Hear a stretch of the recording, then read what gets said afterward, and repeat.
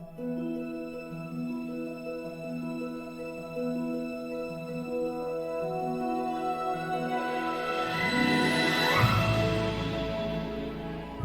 good evening, folks, and welcome to the October meeting of the RASC Ottawa Centre. We're just going to wait about a minute for everybody to join. We're up to 35 so far, so just hang in there and we'll get things underway. It'll be just about one more minute.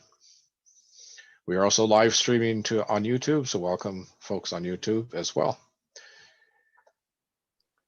And Dave, it's Chris. As you watch the numbers grow, we have 115 people, I believe, who registered tonight, and we're already up to 89 people on. So we're getting the Let's go wait till the numbers stop moving, and then we will get things underway.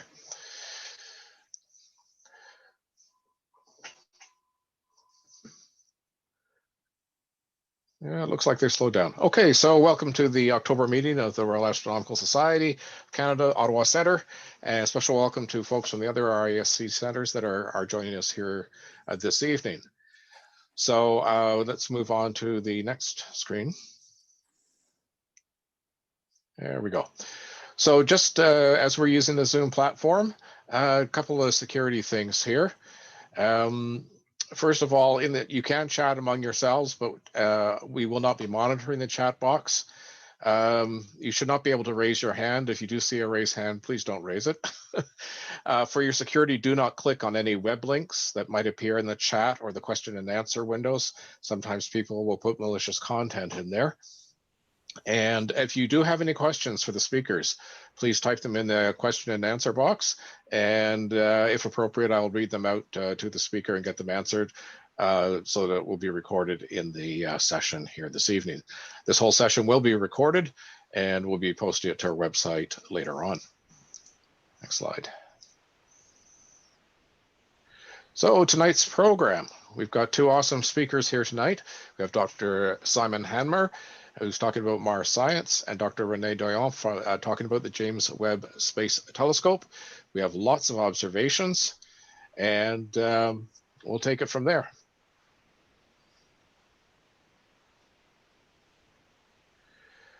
Okay, we're doing pretty well in terms of memberships for this year. We have a bunch of new members that have joined us. Welcome. And 59 new members in addition to those who've joined in the last month. Thank you for being with us. Okay, so I'm going to quickly go through the Ottawa skies for October. What's happening up there? So let's go to the next slide, please. Okay, so you just missed the full moon. It was last night. This full moon is known by the early Native American tribes as the hunter's moon, because this is the time the leaves are falling and the game is fat, but it's also known as the harvest moon, which is the full moon occurs closest to the September equinox each year. And we have a blue moon this month. So we have on Halloween, October the 31st, we have the second full moon of the month. Another thing to note, on the 1st of November, we will have the time change back to standard time, so you'll be able to start observing 1 hour earlier. Okay, thank you. Okay, so we have 3 different meteor showers that are happening this month. We have the Draconids. They produce about 10 meteors per hour. The second quarter moon will not interfere too much with this, and it appears to radiate from Draco. Best time to view it is October 7, the night of October 7th to the 8th. Best time is probably after midnight and looking sort of towards the northwest. Next one. We have the Orionids meteor shower, and this one is a little bit more active, about twice as active as the Draconids, about 20 meteors per hour. The waxing crescent moon will set just before midnight, so we'll be leaving dark skies. So October 21st and 22nd for that one. And then our last meteor shower is the Southern Taurids, October 29th and 30th. We have a full moon on the 31st. It's pretty well going to wipe out any possibility of seeing these. Again, after midnight in a really dark location, you might spot some of them. And it's about 5 to 10 meters per hour. So it's about half as much as the previous meteor shower. Okay, next one. As you can see, the days are certainly getting shorter in terms of the sunlight. So yesterday the sun rose at 7:02, set at 6:42. By the end of the month, we're 7:45 and at 5:51. So the days are definitely getting shorter, days of sunlight anyways. Next one. Mercury. So the best time to see Mercury is when it's either in a western or eastern elongation. And you just missed it, sorry. Anyways, you're able to see it either side of October the 1st as well. And just look for the planet low in the western sky just after sunset.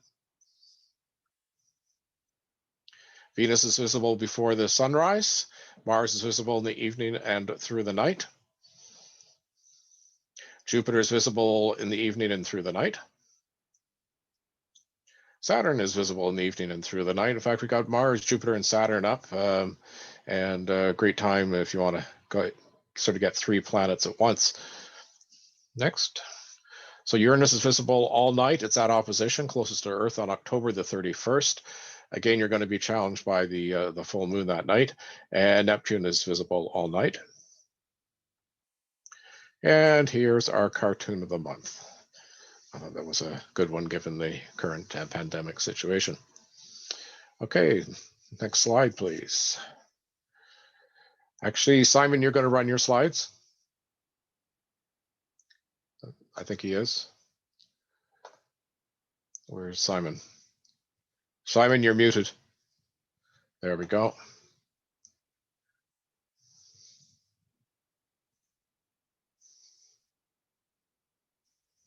There we go.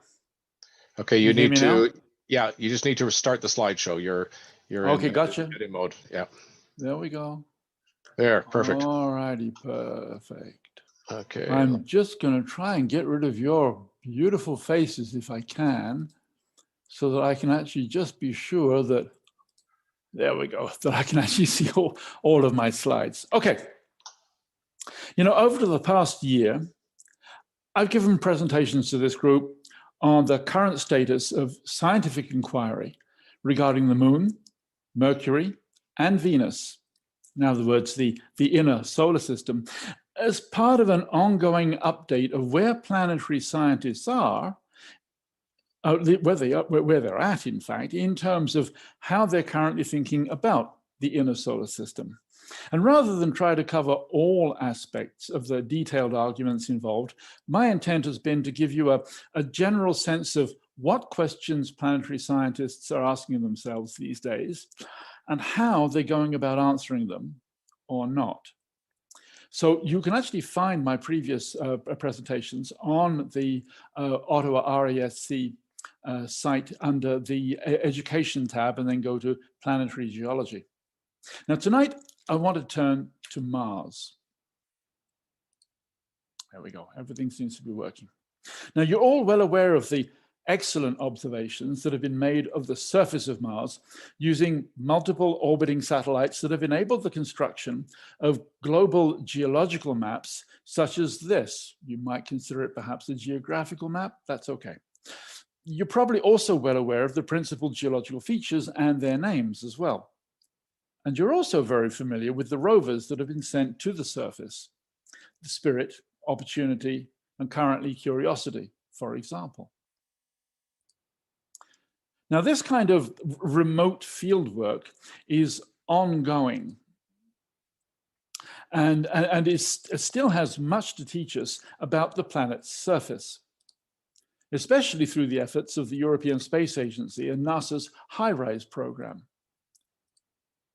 So, for example, you can see here an incredible European Space Agency high-resolution image. There's a valley sitting here. And at the edge, the mouth of the valley is something dark, which then goes down another valley. And when you come in on this oblique image here, you can see clearly that rubble has come down the valley. That was coming down here. And then it's essentially turned into a sand dune field of dark sand, which has then gone on down the valley here, blown by the wind. These are just incredible images.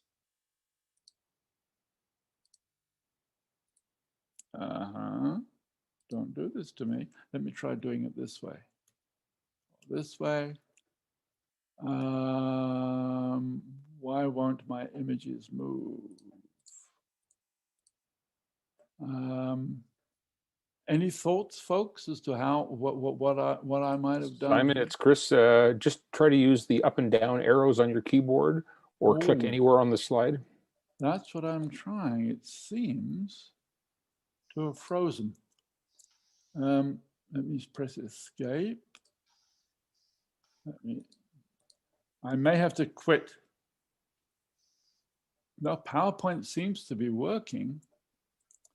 Let me just force it to quit and come back to you.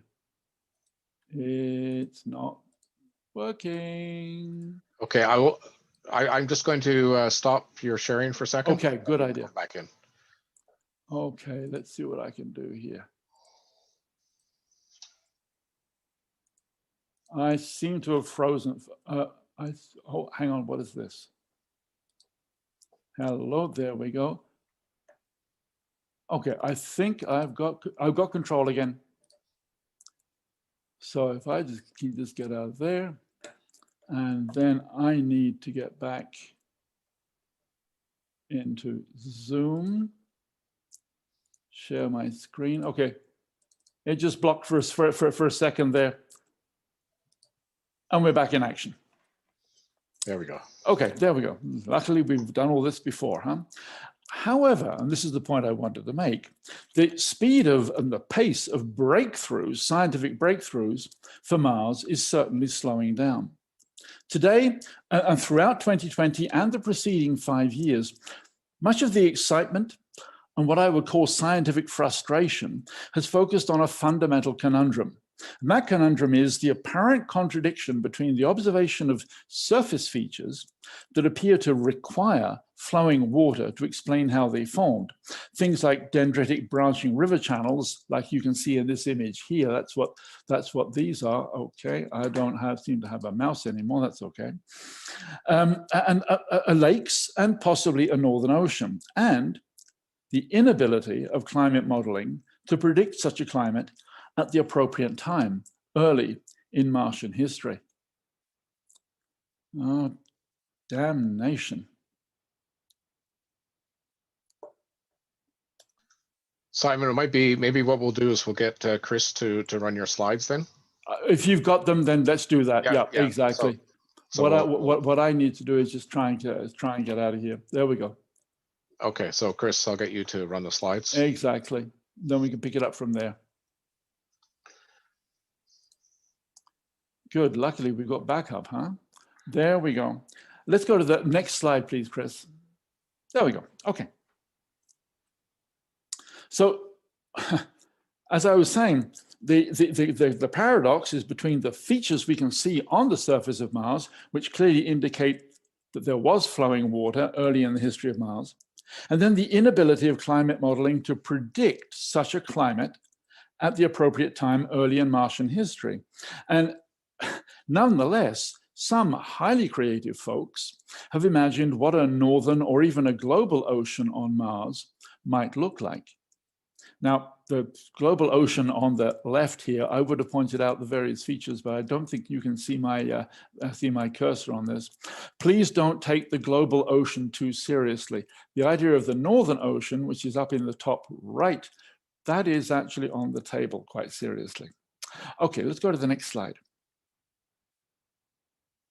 Now, using impact crater statistics, in other words, more craters, old, less craters, young, planetary scientists have estimated that the time frame for these water-related surface features is at what they call the Noachian-Hesperian transition, which corresponds to around about 3.8 billion years ago. And here in this image, you can see Martian time up at the top there, Earth time down at the bottom. It's the same time, they just give different names to the periods.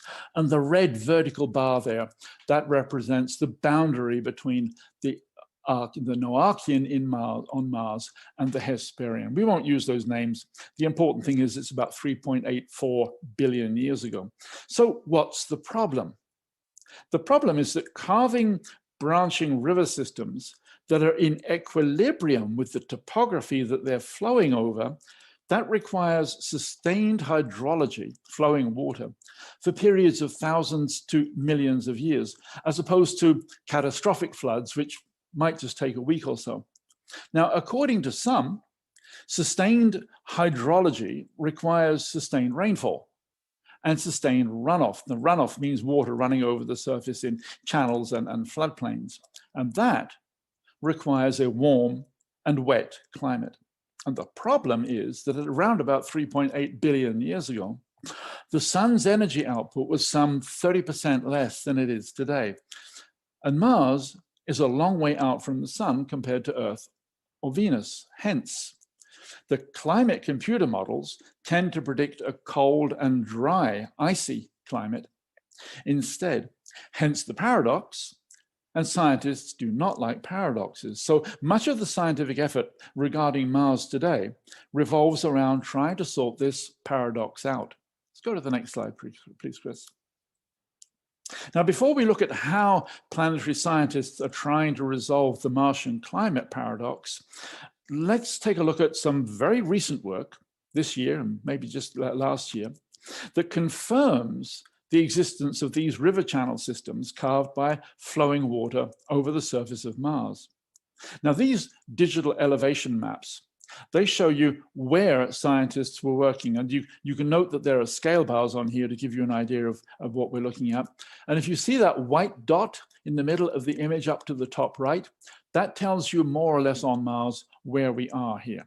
And as we zoom in on the nested white boxes, the nested white boxes are over on the image on the lower left. You'll see a white box, and then inside is another white box with dashed lines. As we zoom in on those nested white boxes, it'll become very obvious why they chose this area. So let's go to the next slide, which of course is in the middle of that last white box. This is a place called Aram Dorsa. That's the white box in the right image. And it's a ridge that has anastomosing branches to the right, in other words, to the east, which you can actually see on the gray photographic image. And they merge into a single meandering ridge to the west, which is to the left. You see it in the lower left. Now, yes, I said ridge. How can a river channel system be described as a ridge? Well, it actually is a very well-known and very well understood geological phenomenon. Let's go to the next slide, please, Chris. Now, let's zoom in a bit and we'll see better with this image here. The top two images on the left are oblique views of the single ridge in the west of Aram Dorsa. You can actually see that ridge. It's the slightly light thing there, a serpentine-looking feature in the lower left part of the large gray photographic image on the right. These images, the ones to the top left there, are between 500 meters and about 1 kilometer across. That's the images, gives you an idea of scale. And the ridge, same ridge in each photograph, is clearly bounded on either side by steep scarps. It's high standing. Now you can only see one of the scarps. It's the one that's facing us because this is an oblique image. The two lower images on the left are directly overhead views of parts of the branching ridges in the east part of Aram Dorsa, in other words, to the right of the larger photographic image. Notice the scale bars, 500 meters in both cases, gives you an idea of scale here. The ridge patterns are identical to what we would expect from a braided river channel system, if we saw one on Earth, for example, except that the topography is inverted. The channels are ridges. And this occurs when sand and gravel deposited in the channels by flowing water becomes indurated, hardened, and it ends up being more resistant to erosion than the muds that would have occupied that floodplain between the channels. So subsequent erosion, maybe by wind, for example, on Mars, removes the mud deposits and leaves the sand and gravel as high-standing ridges. So next slide, please, Chris. So armed with this knowledge, planetary scientists can now reconstruct the extended river network, plus all the smaller tributaries that you can see in this geological map. And the big yellow impact crater that straddles the main channel in the west, the lower left corner of the map image, that's a reminder of how we know that the channel system is Noachian Hesperian. In other words, 3.8 billion years ago, we're using impact crater statistics. So next slide, please. Now, river channel networks, as we've just looked at, they're not the only evidence for surface water on early Mars. Here's a very clever piece of detective work from almost a decade ago. It's old in that sense, but it's still very relevant to understanding how planetary scientists are working today. They were looking at pairs of open and closed lakes. You know, there had to be two for this to work. They're looking at pairs of open and closed lakes that formed in impact craters on Mars. Now, be careful. This image here is an artist's impression. This is not the real McCoy. There is no water sitting on Mars filling impact craters like this. Open lakes are those where water flows both into and out of the lake, so it's open. Whereas a closed lake, that's one where the water only flows into the lake, but there's no outlet. And I think you can clearly see that in this image. So for water to flow out of an open lake, the lake must have filled to at least the level of the outgoing channel, carved into the wall of the crater. And this gives us an estimate of the minimum depth of water in that lake in order for the water to flow out of it on the other side. So, but for a closed lake in that pair, that's why you have to have a pair, the lake would have filled to the level of the incoming channel, or at least it could have filled to the level of the incoming channel, also carved in the wall of the crater. And that would give us a maximum estimate of the depth of water in that lake. So this is one way of working out minimum and maximum depths of water at the surface. And while this is a neat model, it doesn't tell us when the hydrological cycle happened, although it would have been old. We know that from the crater statistics.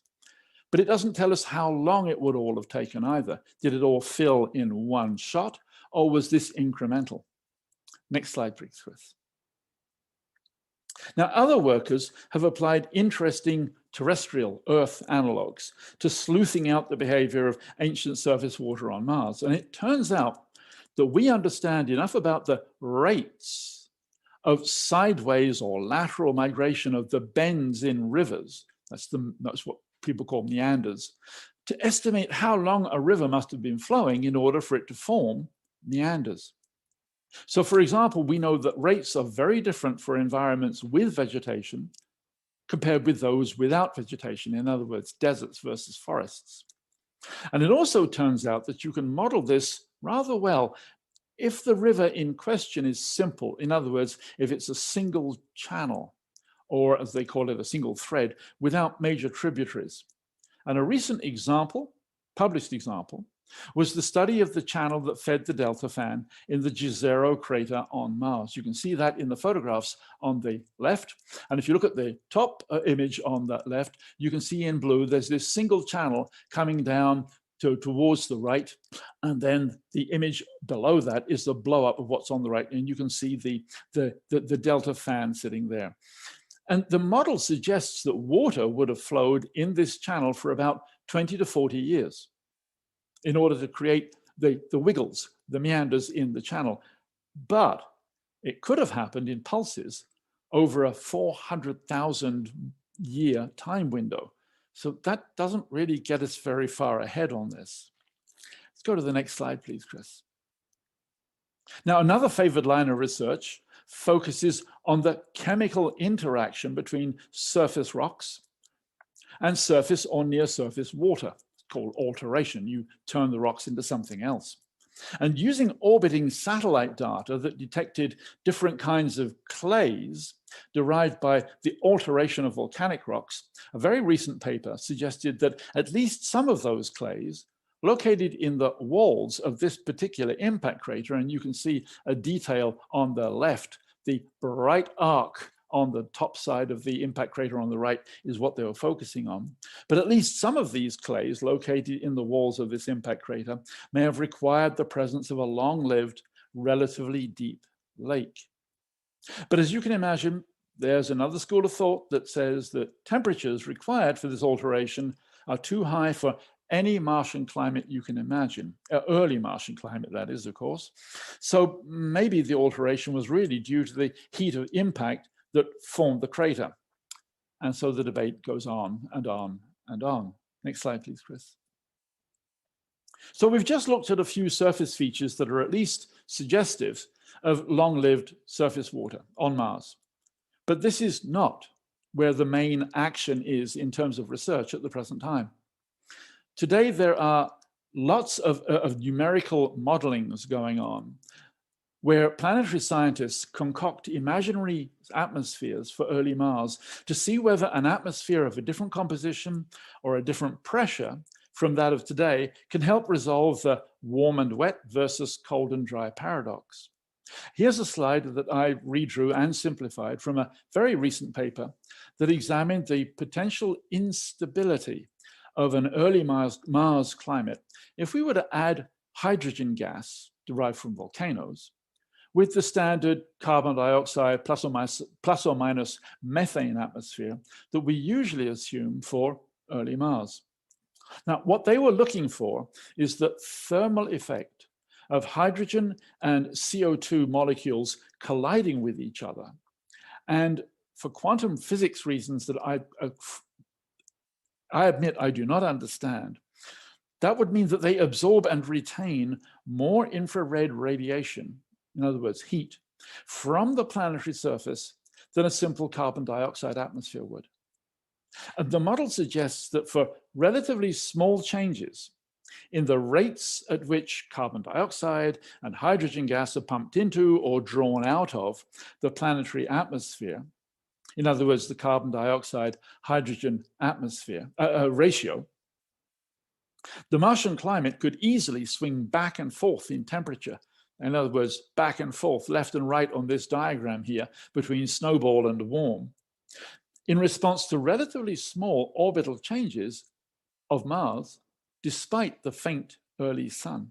It's a neat model, except that it requires improbably high atmospheric pressures for Mars. They talk in terms of less than 3 bars. 3 bars would be 3 times the Earth's atmosphere for a tiny planet like Mars. It's not easy to do. Next slide, please, Chris. Now, other planetary scientists have taken a very different approach to creating model atmospheres on early Mars. It so happens that there's a very specific set of relationships, well tested in the laboratory, between phases, solid, liquid, gas, and pressure and temperature. So if ice, water, and atmospheric water vapor, in other words, solid, liquid, and gas, are all present at a given atmospheric pressure, and if their quantities are either known or we can assume what they are, then the temperature can be determined. So a recent paper said, if you want a warm and wet early Mars, you need to have an ocean. So let's assume that an ocean was present on Mars. It could be big, or it could be small. Now, on Earth, where oceans are everywhere, northern hemisphere, southern hemisphere, and permanent water ice currently occurs at both poles, the temperature distribution with respect to latitude is very simple. The small top diagram at the top, latitude is on the horizontal scale with the equator in the middle and South Pole to the left, North Pole to the right. And then you've got temperature on the vertical scale. And the horizontal line there would be 0 degrees Celsius, freezing. So you can see that for the Earth, it's cold at the poles and it's warm at the equator, dead simple. But for Mars, the ocean, if there was one, was confined in the northern hemisphere. That's the little colored insert at the top right. You can see the blue there. And also the blue panels in the 2 larger images here. So the distribution of temperature, if it's being influenced by oceans, is more complicated. So here are some of the results of this modeling. We don't need to understand the details. We're just going to note the following. By varying both the total atmospheric pressure and the partial contributions of CO2 and H2O, they get very different results for the maximum and minimum temperatures of their modeling. The maximum temperatures in both of these large diagrams would be in the red, and the minimum would be in the blue. And if you look at the left-hand diagram, you can see there that they've got a situation with an atmosphere which is approximately the same as the Earth's atmosphere, 1 bar. And in the right-hand diagram, you've got an atmosphere which is almost twice that pressure. So the other thing that varies when you change the atmospheric pressure is that the southern extent of the northern ice cap, which is marked by the red line, that changes in terms of latitude. Look on the left, in the left diagram, and you can see that around about 38 degrees, the ice actually begins to melt, goes above the freezing point of water. Whereas when you look at the right-hand diagram with the higher pressure, it turns out that you're at about 80 degrees of latitude where the ice is melting. Most importantly, the existence of a northern ocean allows for maximum temperatures in the southern hemisphere of early Mars to rise well above the freezing point of water. Those are the red dashed lines. But it does not disallow that the entire planet might be frozen solid. Those are the blue lines.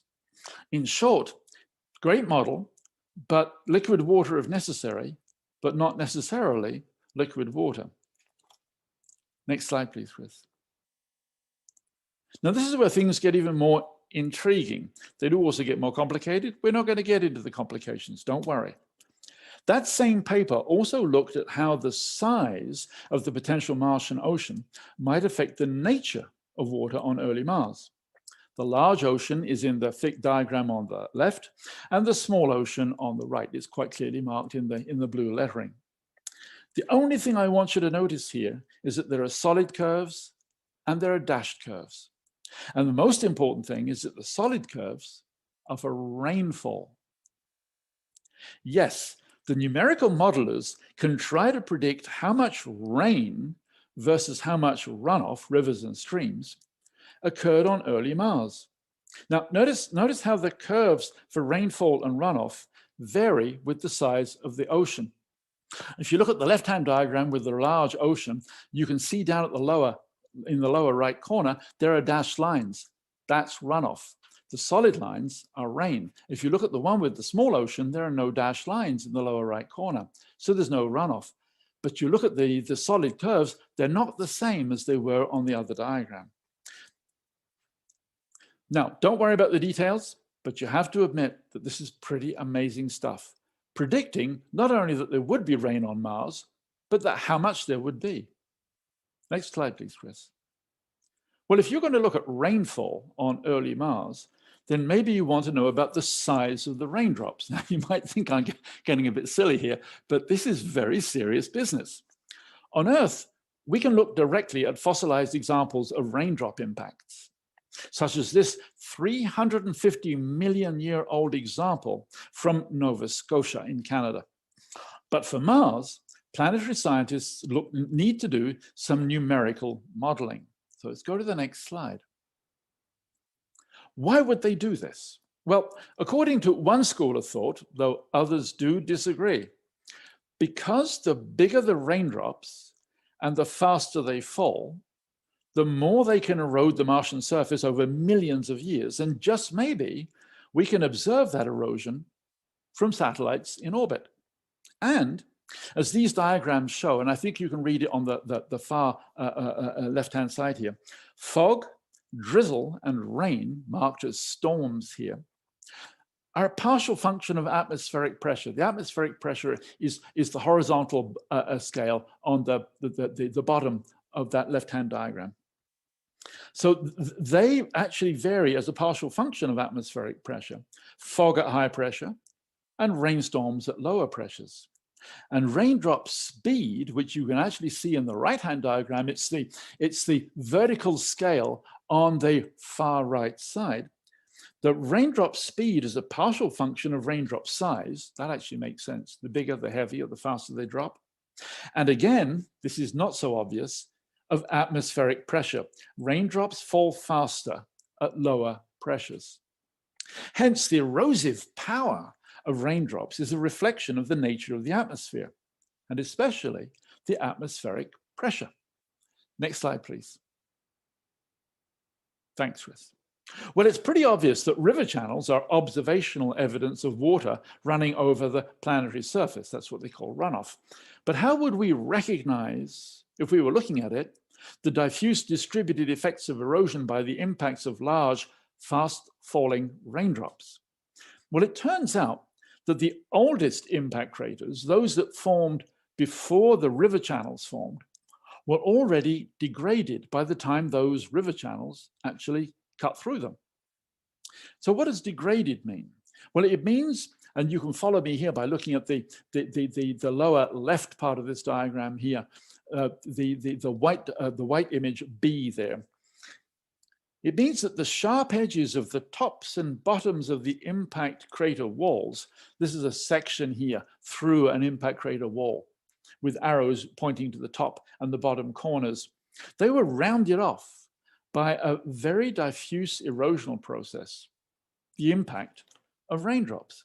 And since these degraded craters are then cut by localized erosional river channels, it has been proposed by a school of thought that the Martian atmosphere must have evolved from an initial foggy climate with high pressure, atmospheric pressure, via drizzle and rainstorms at lower atmospheric pressure, to a runoff regime at even lower atmospheric pressures.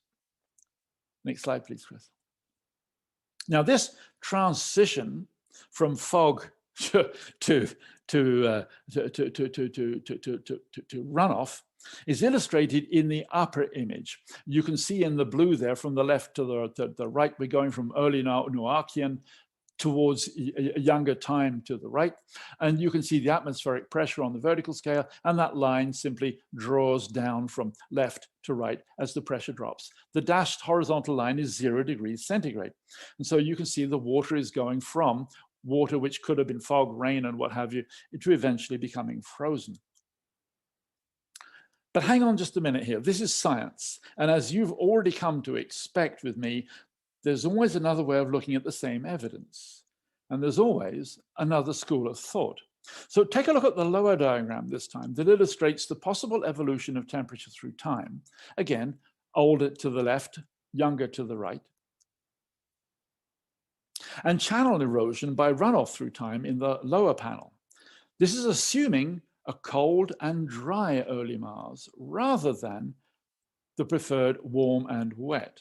Now, this school of thought, the cold and dry, says, well, what happens if the early Mars climate is cold and dry, but catastrophic events occur that punctuate that environment and temporarily increase the surface temperature above the freezing point of water such that rivers can flow, even if they're relatively short-lived. And that's what these peaks are supposed to show, that you're basically well below 0 degrees centigrade, except that something happens later on here to punctuate that and increase the temperature and turn ice into water. Next slide, please, Chris.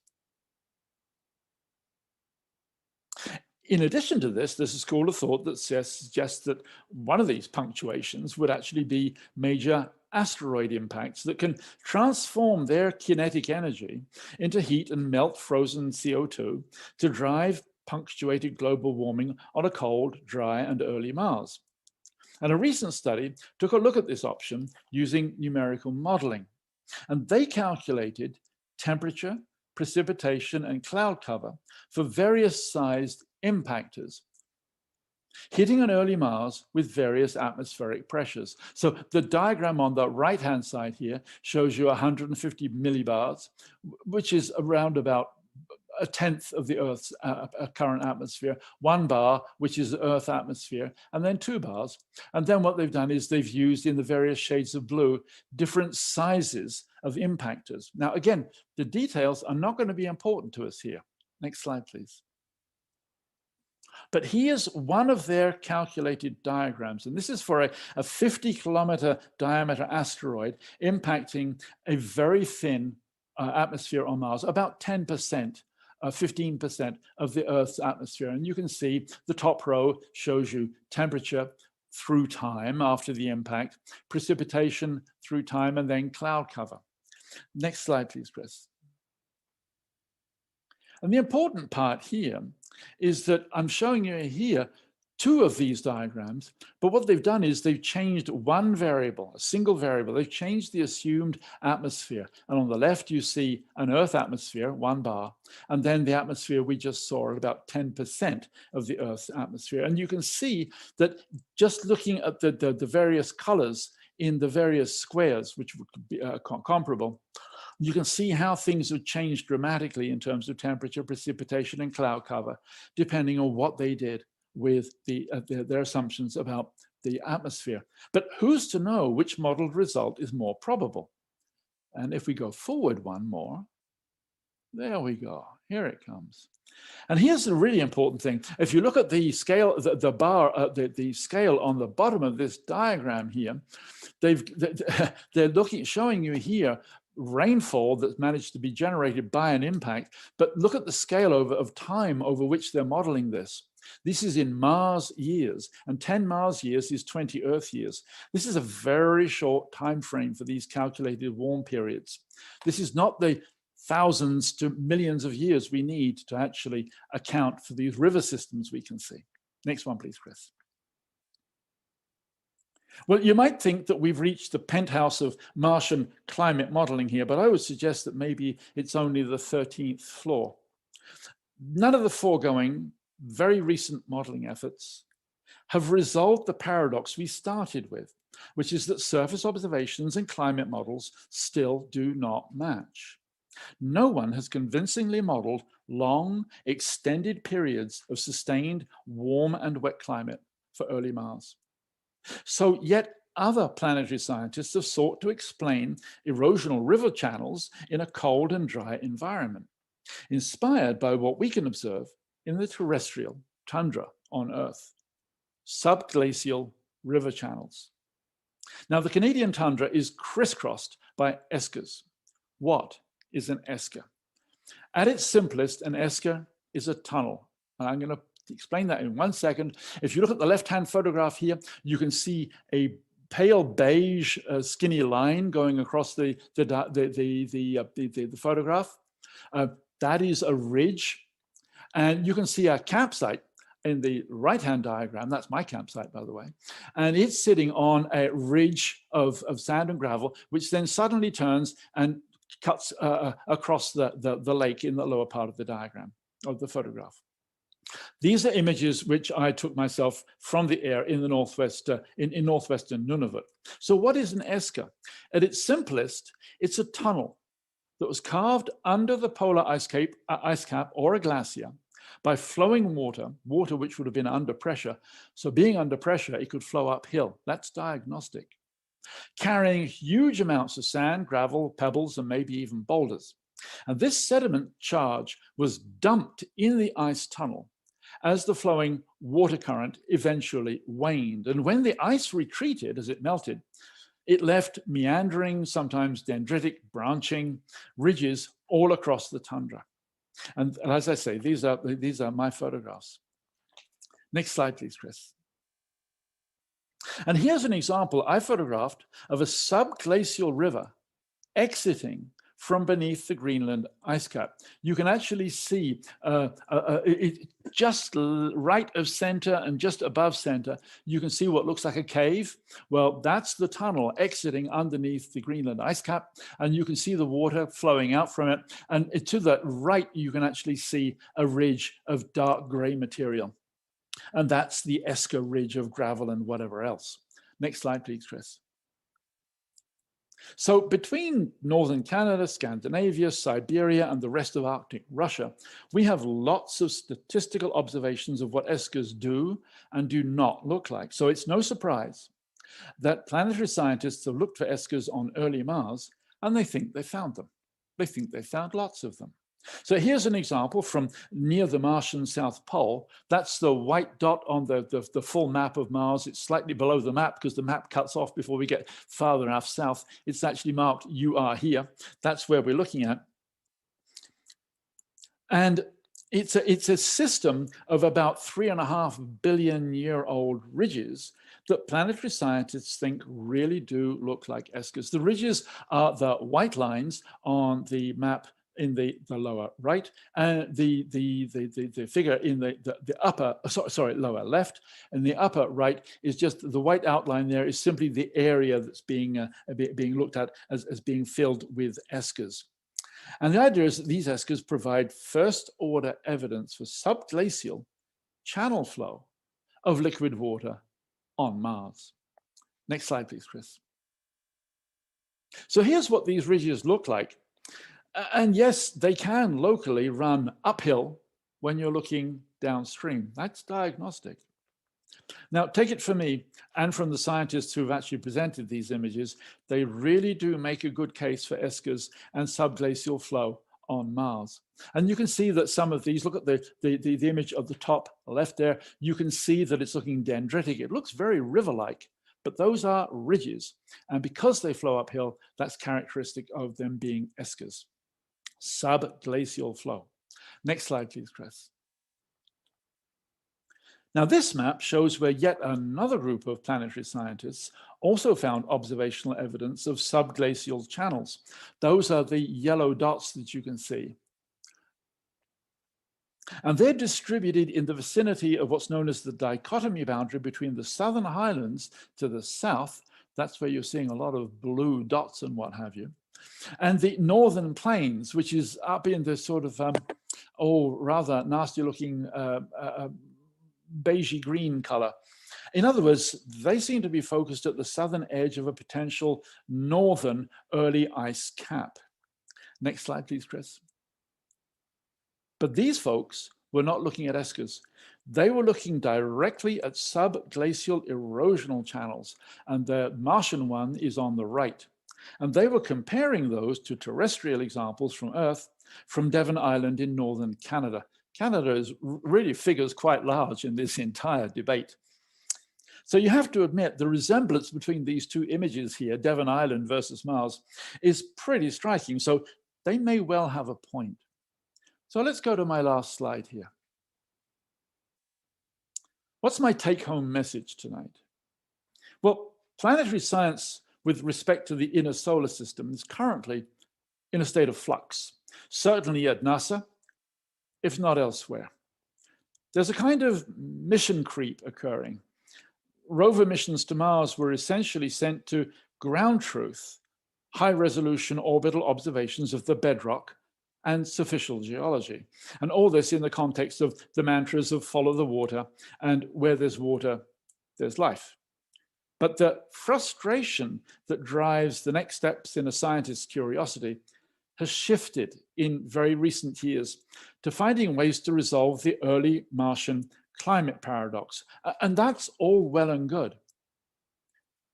We saw the same mission creep from surface to atmosphere with respect to Venus during my last talk to this group.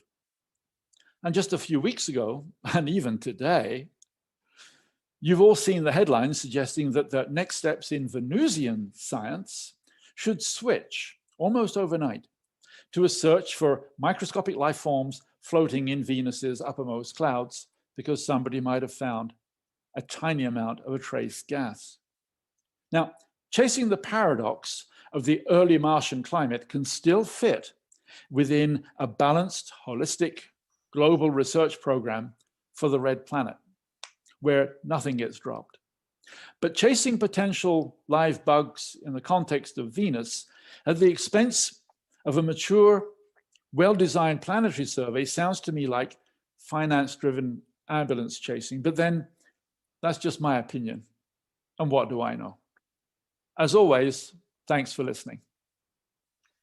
Okay, thank you very much, Simon. If anybody has any questions, please type them in the question and answer box. I don't see any questions outstanding right now.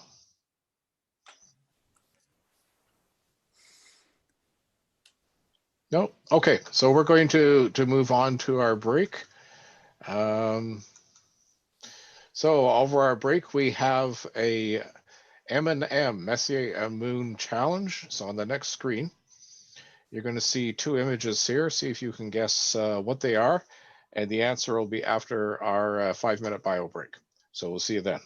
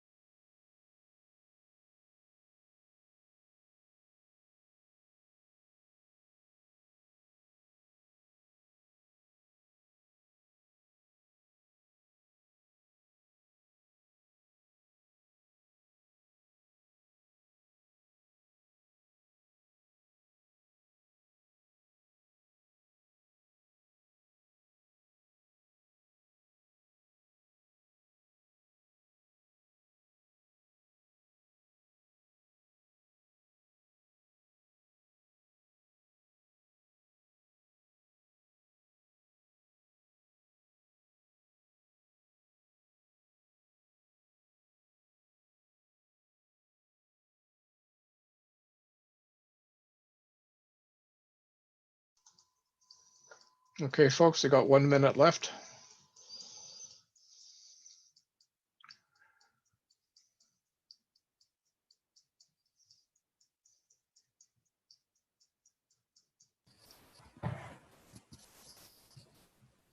So Chris, I'm here to just tell me when you're ready for me to share my screen.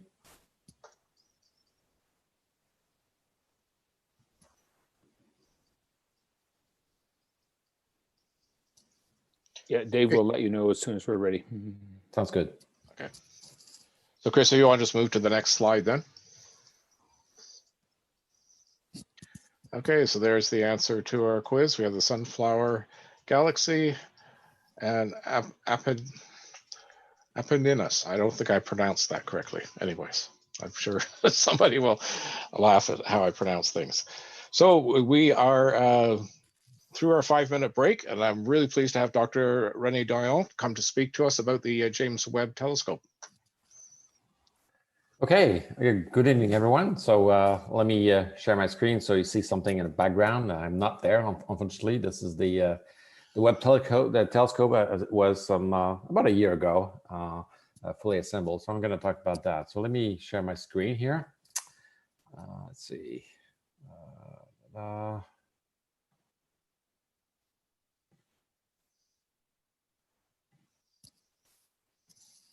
Okay, now let me try to go full screen. Can you all see my screen? Yeah, it looks good. Okay, so this image is a bit deceiving in the sense that what you see is a artist's impression of the telescope. But as you will see in my talk, this telescope is getting really real. We're October 2020, and we're basically a year from launch, which is now scheduled for October 31st, Halloween of 2021. So this subject is very rich. We can talk about many things about Webb. We can talk about the technology behind it and the science, of course. So I'm going to try to give you an overview of both in the 30 minutes or so that I have here. But I'd be happy to talk more about this in future talks, some more specific aspect of the telescope. So to really give context to JWST, I really have to talk about a previous telescope that you all know very well. This is, of course, the Hubble Space Telescope that really revolutionized and wrote all chapters in astrophysics. And really, James Webb was motivated and justified based on major discoveries that Webb has done, that Hubble has done. So what are they? Well, the very first one is this animation about the Hubble Deep Field. So a piece of sky with the highest sensitivity ever done.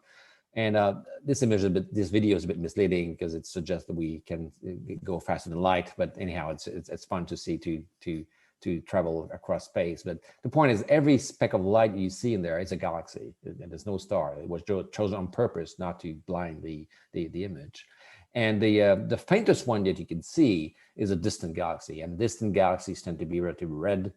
And the thing is that because of the expansion of the universe and the colors of the light tends to shift into the red to a point where at some point in the visible you don't see anything. So there's a fundamental limit to what can do to study early galaxies in the optical, and that has been the main justification to build an infrared telescope, James Webb. I'll talk about that more later. Another major discovery by Hubble was the realization that the universe is made of something that we don't know, we don't see, dark matter and dark energy. And we know at least we have evidence of dark matter through these kind of observations. What you see, the smiley face here is basically a cluster of galaxies with two of them in the middle. And the dark matter, even though we cannot see it, can actually distort light. So this is a major prediction by Einstein early in the last century that gravity will bend light. And so background galaxies will actually be magnified and distorted. And so these arcs that you see here, the smile of the smiley face, are actually background galaxies at a much higher distance. And that allows you to actually make a map of the dark matter, even though you can't see. So this is the kind of image one can get here. So all the white galaxies are made at optical wavelengths, and the blue is the map of the dark matter that you can infer from the tiny arcs that one can actually measure very, very precisely. So that was really unexpected. And when Hubble was planned in the early 70s, no one, planned to do this kind of thing. And this thing is actually worth a Nobel Prize. And that's a major message of my talk, is that even though we're planning to do many exciting scientific projects with Webb, really probably the most exciting one is the one we can't really know and plan. Now, that's the fun part of it. Okay, another revolution from Hubble was to develop what we call numerical astrophysics. So using computers to try to understand a given phenomena. And what you see here is a computer animation, a very detailed and realistic computer of two galaxies colliding with one another over timescales of billion years. And this is views from various angles. And this is an actual image from Hubble. And so as we go along and just through a different perspective, you can see that these are actually real Hubble images. So all this diversity of images that Hubble gave us, these beautiful images that we know and love, and the actual phenomena behind it is actually very simple: two disk galaxies colliding in one another. So that's been a major revolution, just taking observations and developing computer models to interpret what we see. And that revolution really could not happen before the computer revolution, which was about the same time as Hubble was launched in the early 1990s. Okay, another one that is favorite close to my heart, because that's my subject. This is the transiting exoplanet. So what you see here is an artist's impression of a planet transiting its star around this famous star HD 209458. Which was actually discovered with the tiny little telescope that you guys have. And that major discovery was done in 2000 by a Kenyan-born astronomer, David Charbonneau, who really revolutionized astronomy completely. As you will see, transiting exoplanets are now anticipated to be major science drivers with the James Webb Space Telescope. And that discovery in 2001, this is the year I actually joined the James Webb Space Telescope. And I can tell you, no one anticipated that we would do observations of transiting exoplanets with Webb. But now, as I said, this is now a major science driver, and you'll see the Canadian instrument will be central in this exciting scientific case. Okay, so let me talk about differences between Hubble and Webb now. So this is a person, 1.75 meters. This is 2.4 meters, the size of Hubble. And now you can see the size of James Webb. This is a huge telescope, 6.5 meters. Of course, the biggest telescope on Earth is a 10-meter telescope, a Keck, a segmented mirror, but it's on the ground. And this one is going to go in space, and that involves a lot of channels. It's really just too big to put into a rocket unfolded. So as you probably know, Webb is all folded at large, and then it is deployed in space. So I'll show you more animation of this. Okay, so of course, a main difference between Webb and Hubble is that Webb is sensitive to infrared light. So you're familiar with lights. The sun emits most of its energy at optical wavelengths, and you're familiar with the colors of a rainbow. And shortward of the blue, you've got ultraviolet lights, and longward you've got infrared, radio, etc. And infrared is basically heat. So anything that is warm will generate a lot of heat. And just to give you an idea of the new perspective that one has by observing at a new wavelength, I'm showing you a picture here of which is something really, not too exciting. This is a floor observed at optical wavelengths. And no matter how powerful your optical instrument will be, well, all you're going to be able to tell about this thing is it's colored, it's dirty, and that's it. But then if you observe this thing at infrared wavelength, here's what you could see. Yeah, someone was actually sitting on that floor. So you see, just by opening a new wavelength, you are actually opening a new way of studying physical phenomena. And in the case of Webb for infrared, that is absolutely key for studying early galaxies. And I will talk about that more later. Okay, now let's talk about a main difference between Webb and Hubble is where it is. So here, this is a picture of Webb when it was actually put on orbit by the space shuttle. So it's a low orbit, about 500 kilometers. So Webb, Hubble goes around the Earth about every 90 minutes. That's not the case for Webb. Webb will be launched 1.5 million kilometers away from Earth, and there will be no way to go there to refurbish the telescope and the way we've done now 5 or 6 times with Hubble. So you've probably seen this animation that shows the launch sequence, which will span will go about for 2 weeks. So what you see at the bottom is where the telescope is after launch with respect to the moon, and then at the top is the time since launch. So we're now about 12 hours after launch, and the deployment will start. We're not yet to the moon.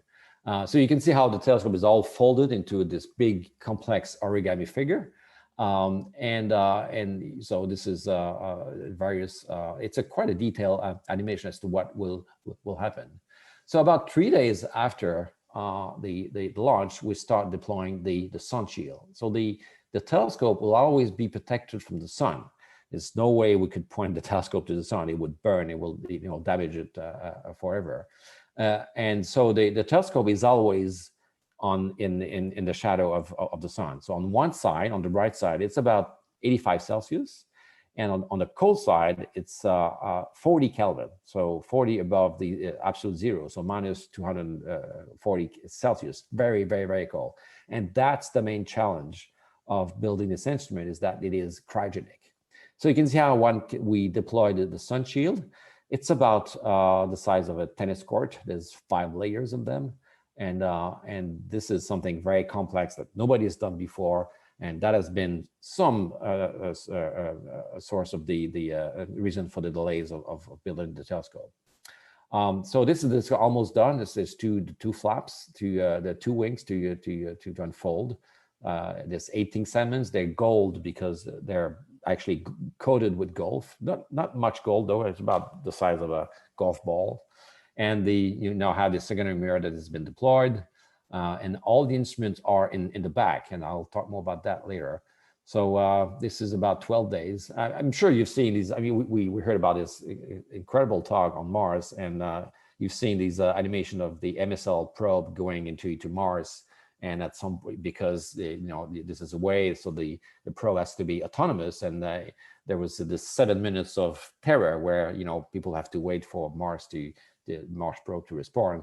Well, that's what I call the 14 days of terror, because it's going to take 14 days to deploy this thing. Of course, this is the very critical part of the mission to deploy it, and that's why this is it takes time and also expensive. So at the end, about a month after launch, so Webb will be basically on an orbit at the second Lagrange point, which is a stable point in the gravitational field of the Earth and the Sun. And basically, the telescope will follow the Earth around the Sun. And so the telescope will always be in the shadow of the Earth. And the way to point anywhere, you could basically point a cone but never towards the Sun. If you want to go observe elsewhere, you have to wait either 6 months. And there's some regions at the ecliptic poles where you can observe all the time. Okay, so here's actual real pictures of the telescope. So this comes some while ago away of the actual telescope and the instrument on the back, sitting in the huge clean room at Goddard, Space Flight Goddard in Washington. I had the pleasure to actually go in that big room when we delivered our instrument 8 years ago. It was back in the summer of 2012. And this is where the instrument, the telescope was actually assembled. And since then, it's been moved to various places. And one of them was first of all, let me talk about the actual 4 science instrument. So the NIRCam, that's the US built infrared camera. NIRSpec is the spectrograph built by Europe, mostly in Germany, with contributions from US for the detectors. MIRI is the mid-infrared imager. It's also a spectrometer, which is a collaboration between Europe and United States. And finally, not least, FGS NIRISS, which is basically two instruments in one box, and I will talk to you briefly what both FGS and NIRISS does. So here's the actual instrument I gathered some while ago. So on top is FGS, which stands for Fine Guidance Sensor, and on the bottom NIRISS for Near-Infrared and Imager Slitless Spectrograph.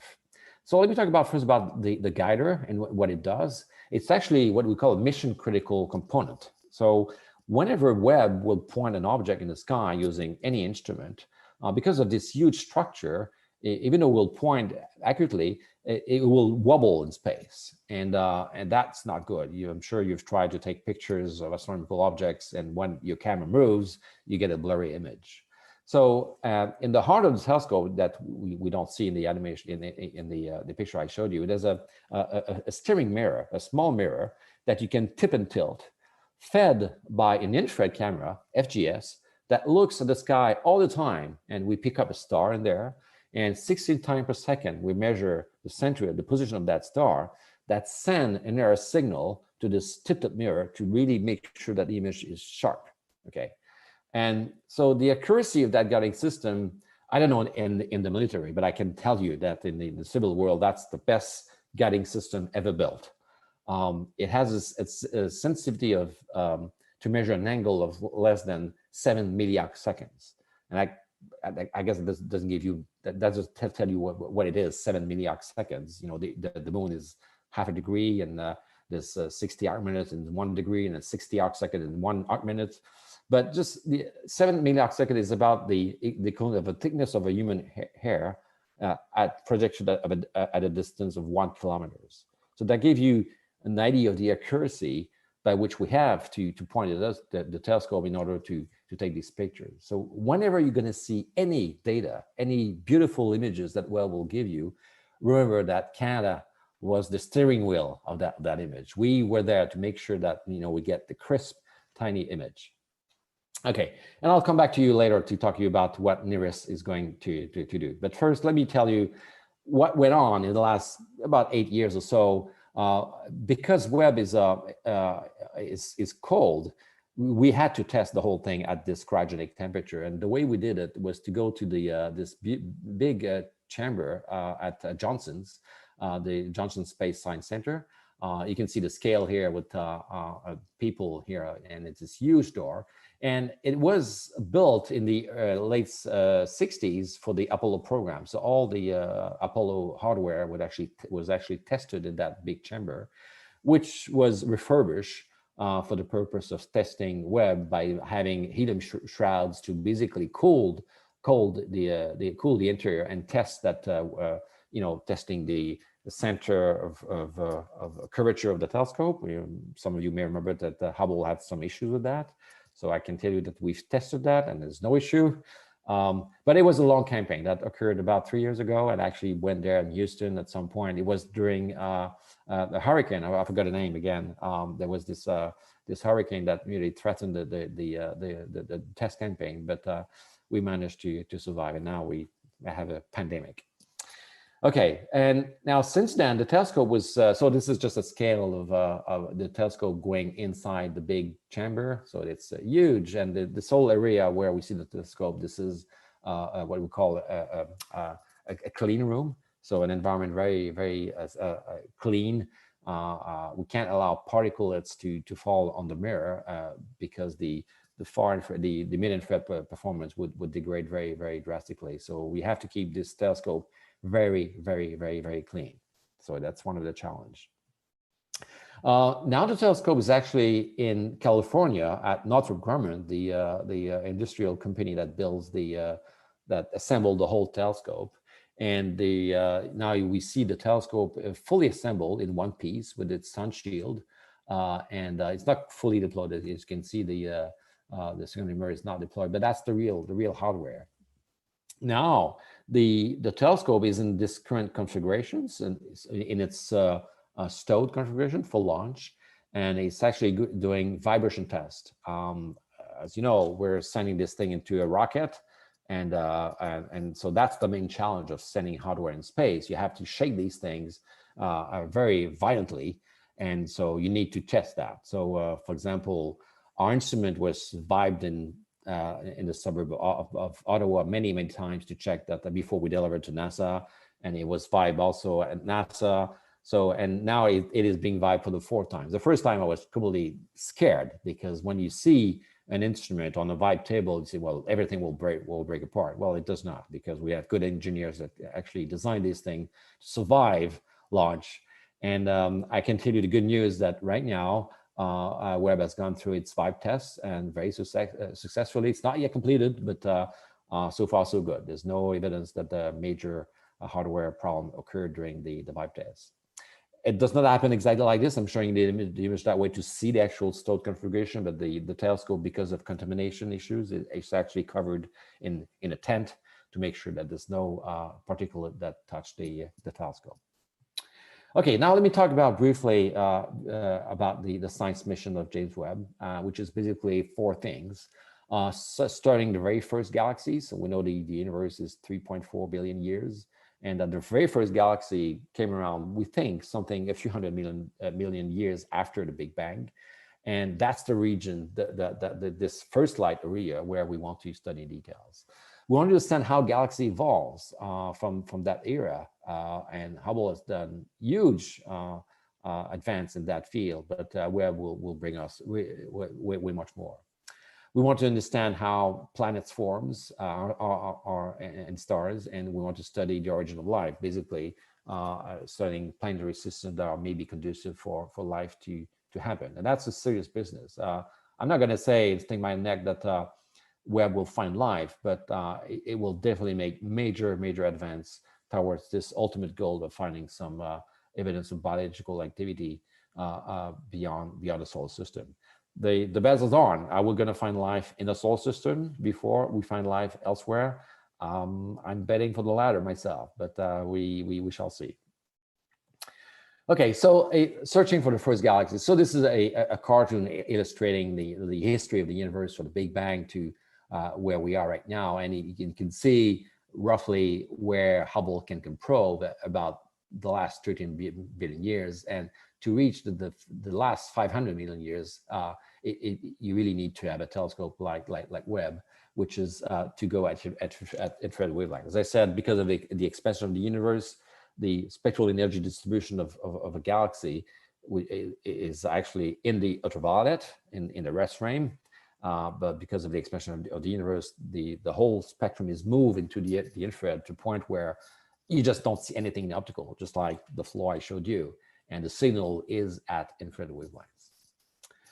Okay, so that's the main goal. And just to illustrate this, this is the a subset of the Hubble deep field that I showed you animated before. And I'm going to take just one of these images in there, just to zoom on it, and just to show you what we may expect from Webb. So that's the best image we ever taken with Hubble.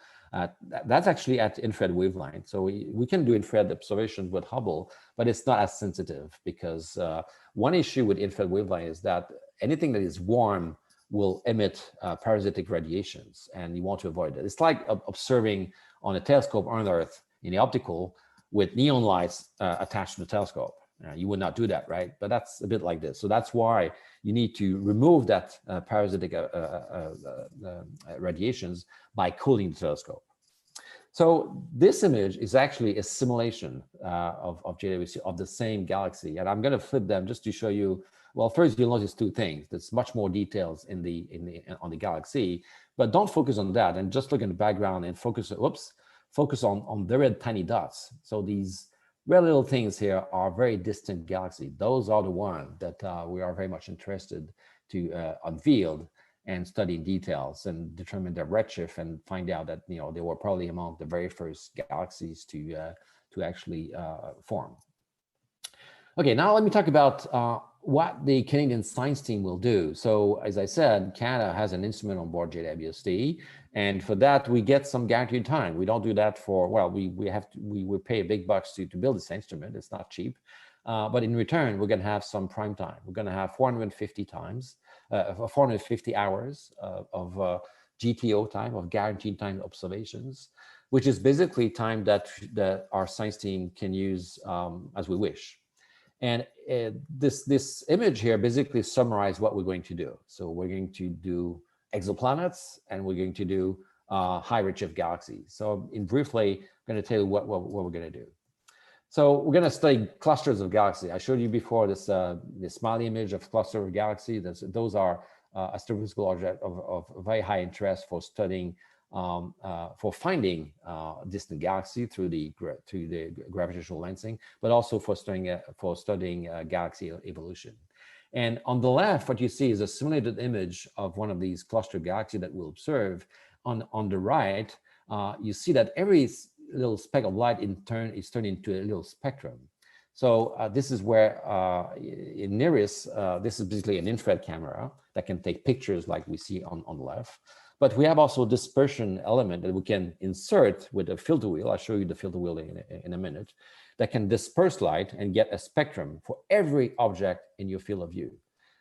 So there's literally thousands of spectra that we can get in here. And if we're lucky, and because of magnification of the cluster, we may actually unveil a very high distant galaxy. Then we can then use other instrument, more sensitive instrument on board Webb to measure that redshift, their distance essentially.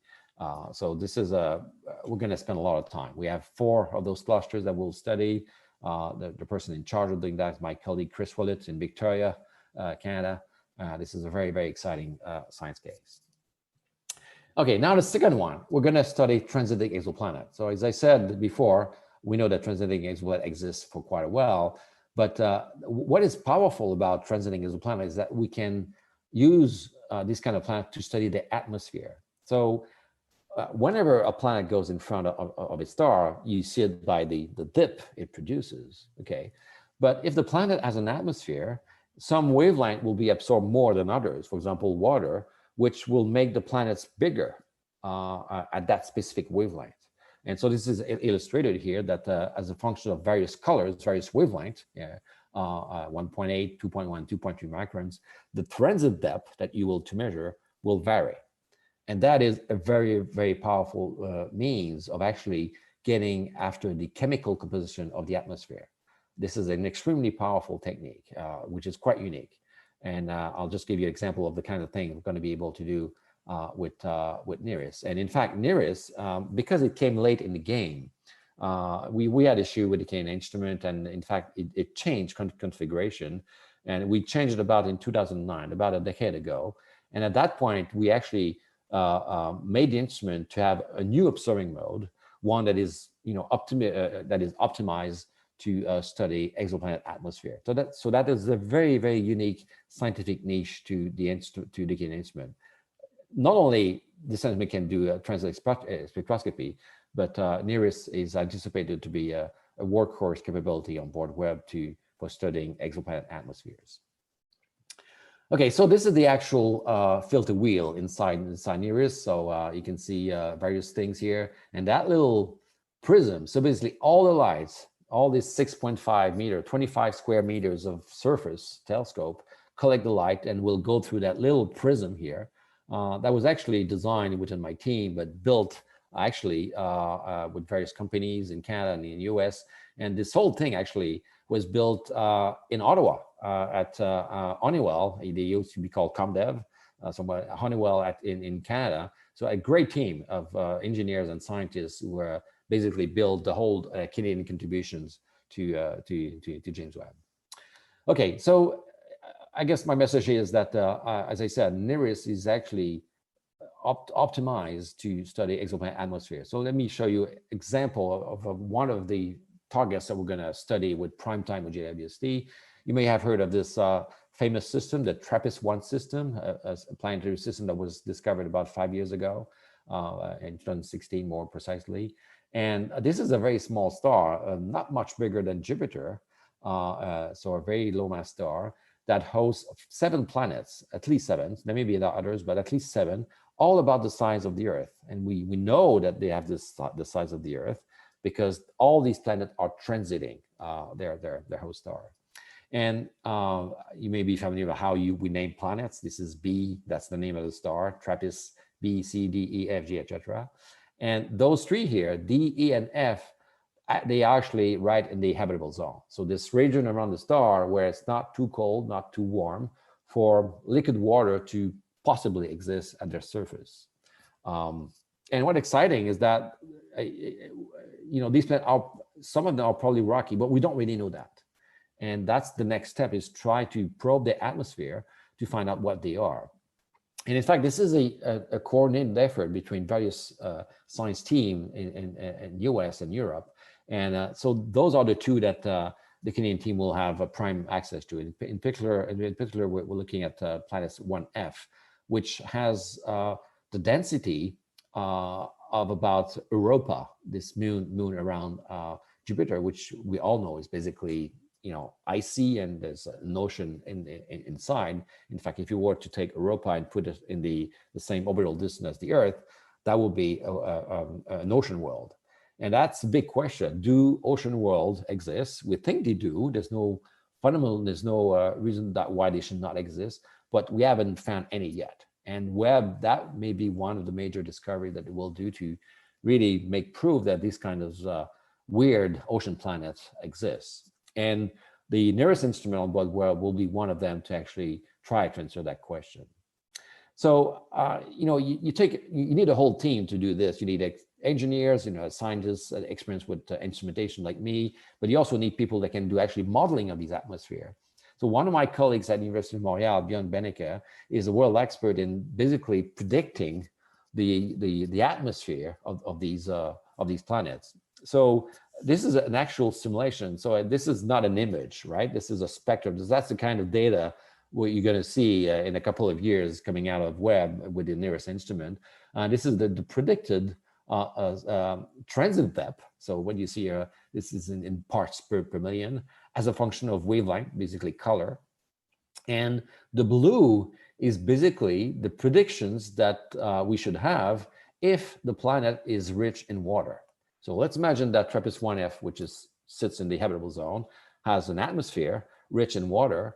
That's the signal you should see. And the black point is the simulated data that we expect to have, given the very good knowledge of the performance that we have of the instrument. You have to understand that these instruments were characterized extremely well. So we are in a very good position to predict what we should observe. Of course, we don't know what we'll observe. And if there's clouds in this atmosphere that could dilute that signal, we don't know. But if Trappist-1F has a water-rich atmosphere with not too much cloud, we should detect it. And we can do that only to transit. So it's about 10 hours worth of observations with JWST. And this thing on Hubble would take several tens of hours. It's way much more time.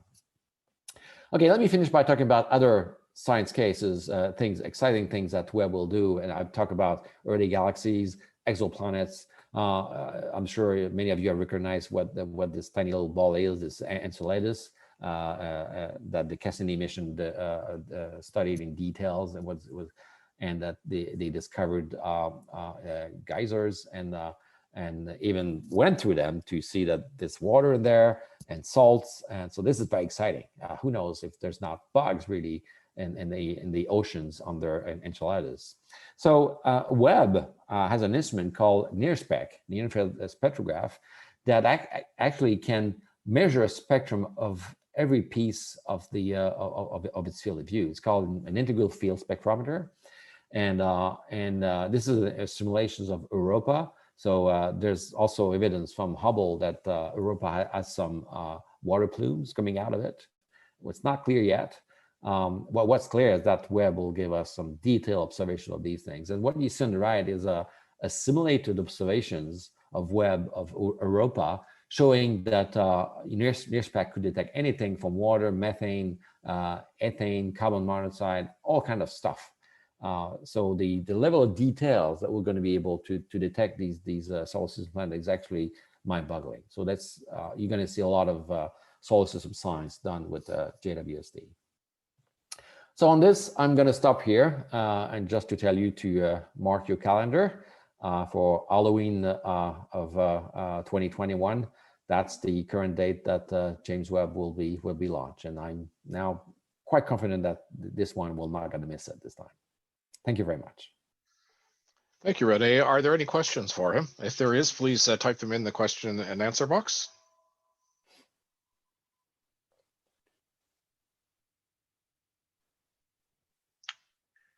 Okay, I don't see any questions right now, but thank you very much. That was really good, and we look forward to maybe having you come back and give us an update on it. Maybe Sure. after Halloween next year. Yeah. While you're holding your breath for those 30 days while it unravels itself. Yeah, it's going to be exciting. You're all going to be able to follow that on the web for sure. Okay. Of course, there won't be any drone watching it, but every step in the deployment is actually I mean, we know what's going on, so we'll be able to animate that on the web. Super. Thank you very much. My pleasure. Okay, folks, we're going to move on to the observations.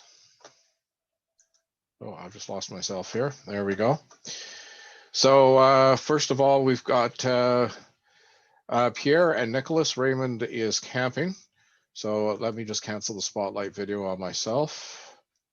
And are you guys ready to go?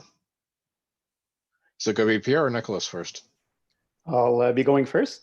Okay.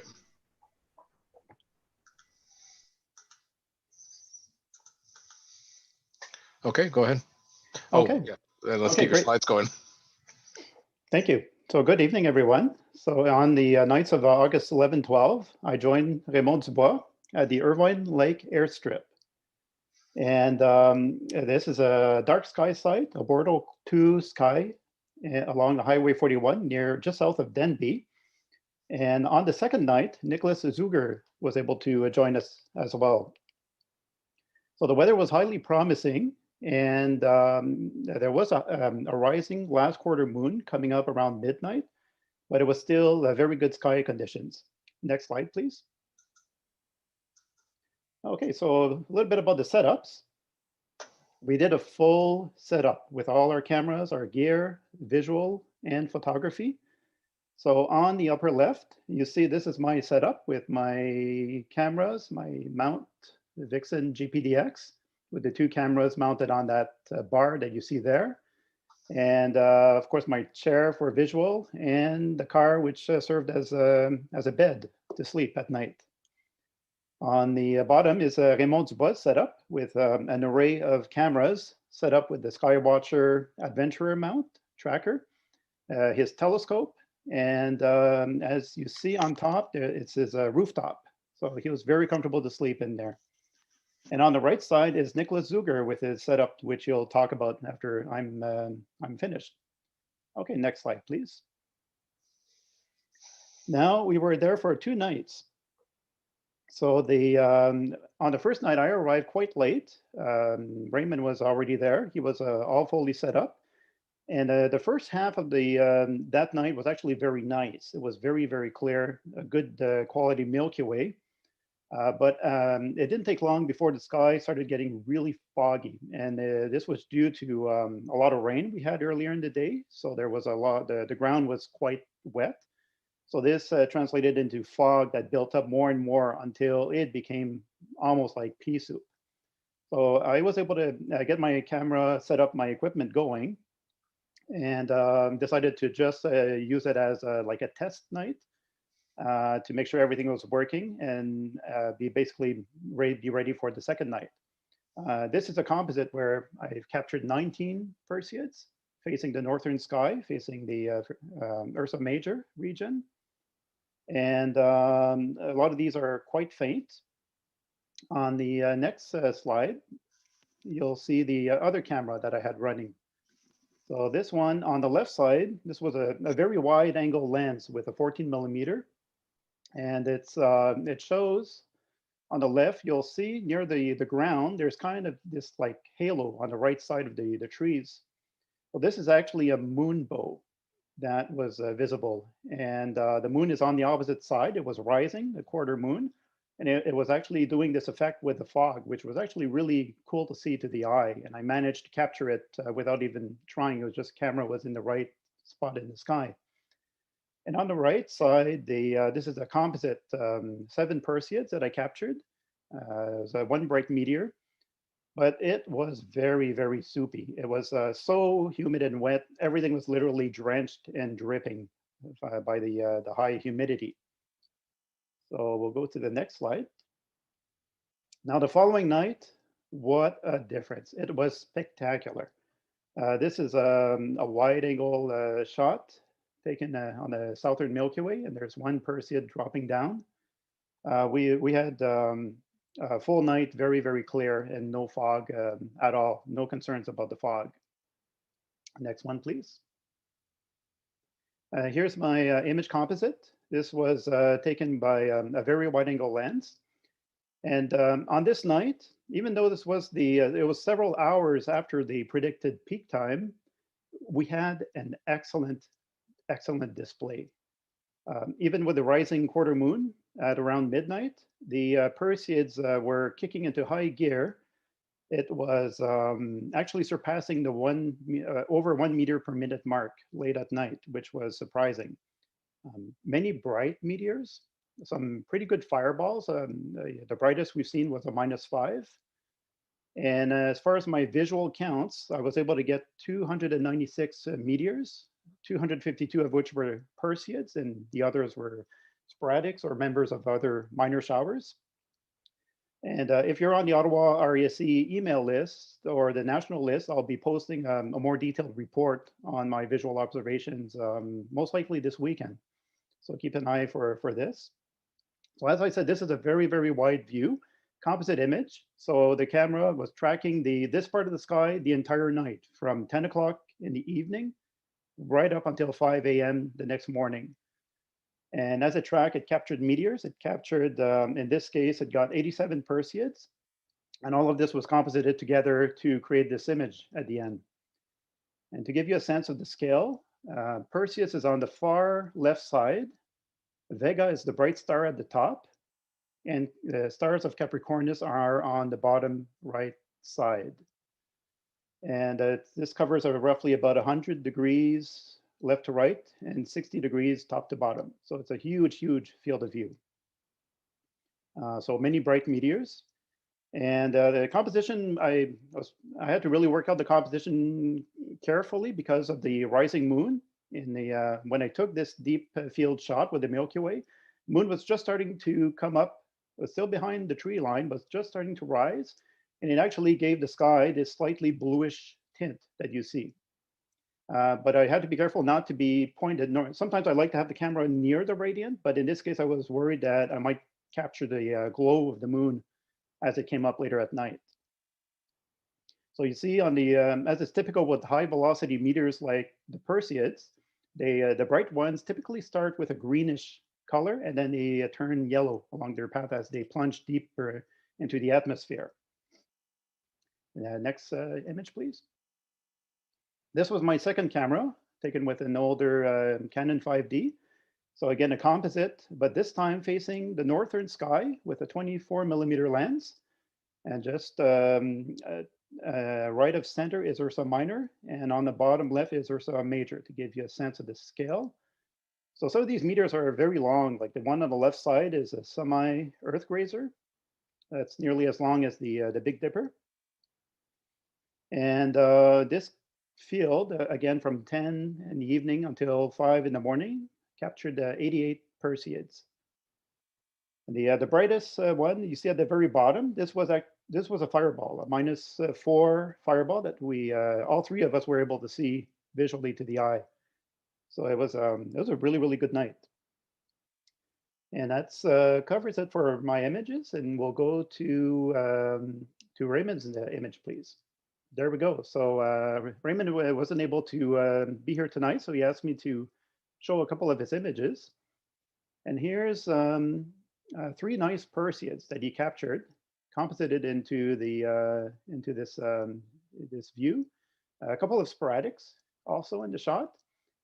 And the lights that you see at the bottom, near the tree line, this was an off-roading club that were set up there. So because Nirvana is considered its crown property, the different people can come and go as they want. And these guys were set up there, but they were super respectful, really nice group of people. They asked what we were doing. They saw the cameras and they said, "Oh, okay, what can we do so we don't do too much lights for you?" So it actually worked out very well. Next image, please. And here is another shot René took, again with the same camera setup, which I have it here. It's a Nikon D700, 14 millimeter f2.8, 45 seconds exposure at ISO 1600. So he caught this bright Perseid also in the northern sky. So before I pass it over to Nicholas, Nicholas has a really nice composite image that he'll be telling us about shortly. I just wanted to quickly add to Dave's mention about the meteor showers that he talked about at the very beginning of the meeting. The Draconids, there might be a little extra this year caused by the approach of a couple of dust trails ahead of the peak night. So if the sky is clear, Tuesday, October 6th, keep an eye around 9 and 10 o'clock in the evening. There's a chance there could be some elevated Draconid activity on that night. We don't know what the rates could be. It could be 0, it could be several. We don't know, but there's a chance it might happen. So thank you very much. I'll pass it over to Nicholas. Oh, Pierre, that was absolutely terrific. Thank you so much. Hello, everyone. It's great to be back. Some older members might remember me from 8 years ago when my much younger self gave a presentation titled My Astronomy Beginnings. So it's really nice to be back with the RASC, and I hope to be involved a bit more. Pierre's already given a great context, great overview of our Perseid adventure, so I'll just briefly go over my single contribution.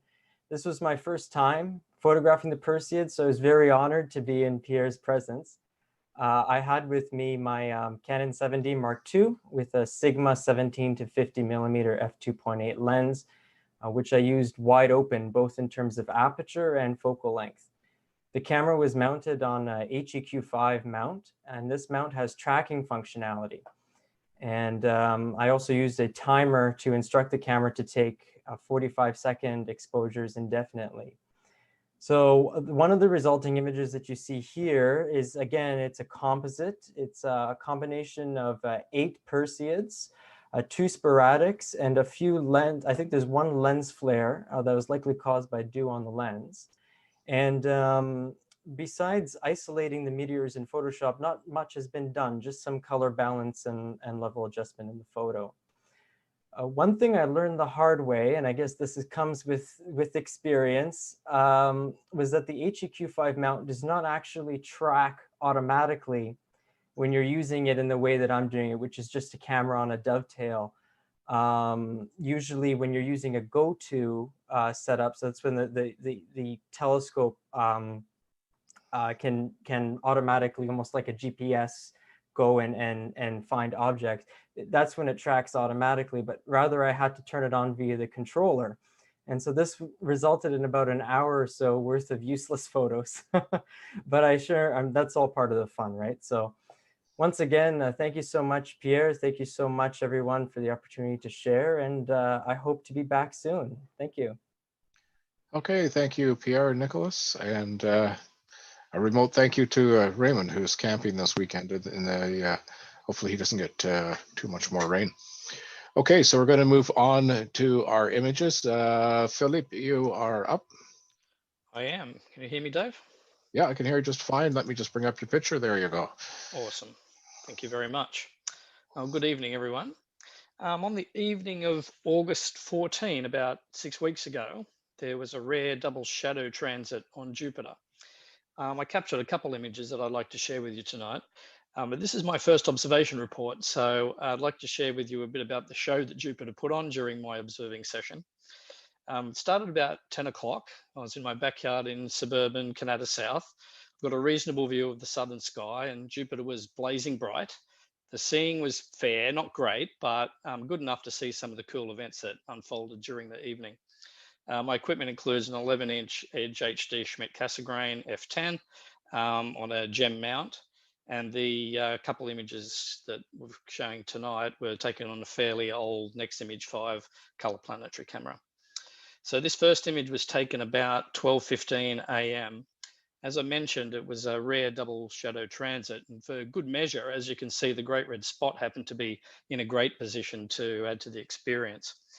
The shadow, of course, becomes visible when one of Jupiter's moons passes directly in the line between the sun and the disk of Jupiter, a bit like an eclipse we'd see when the moon passes between us and the sun. The shadow transiting Jupiter in general is a common event with the large number of moons. I think 79 is the latest count for Jupiter, but also the huge disk size.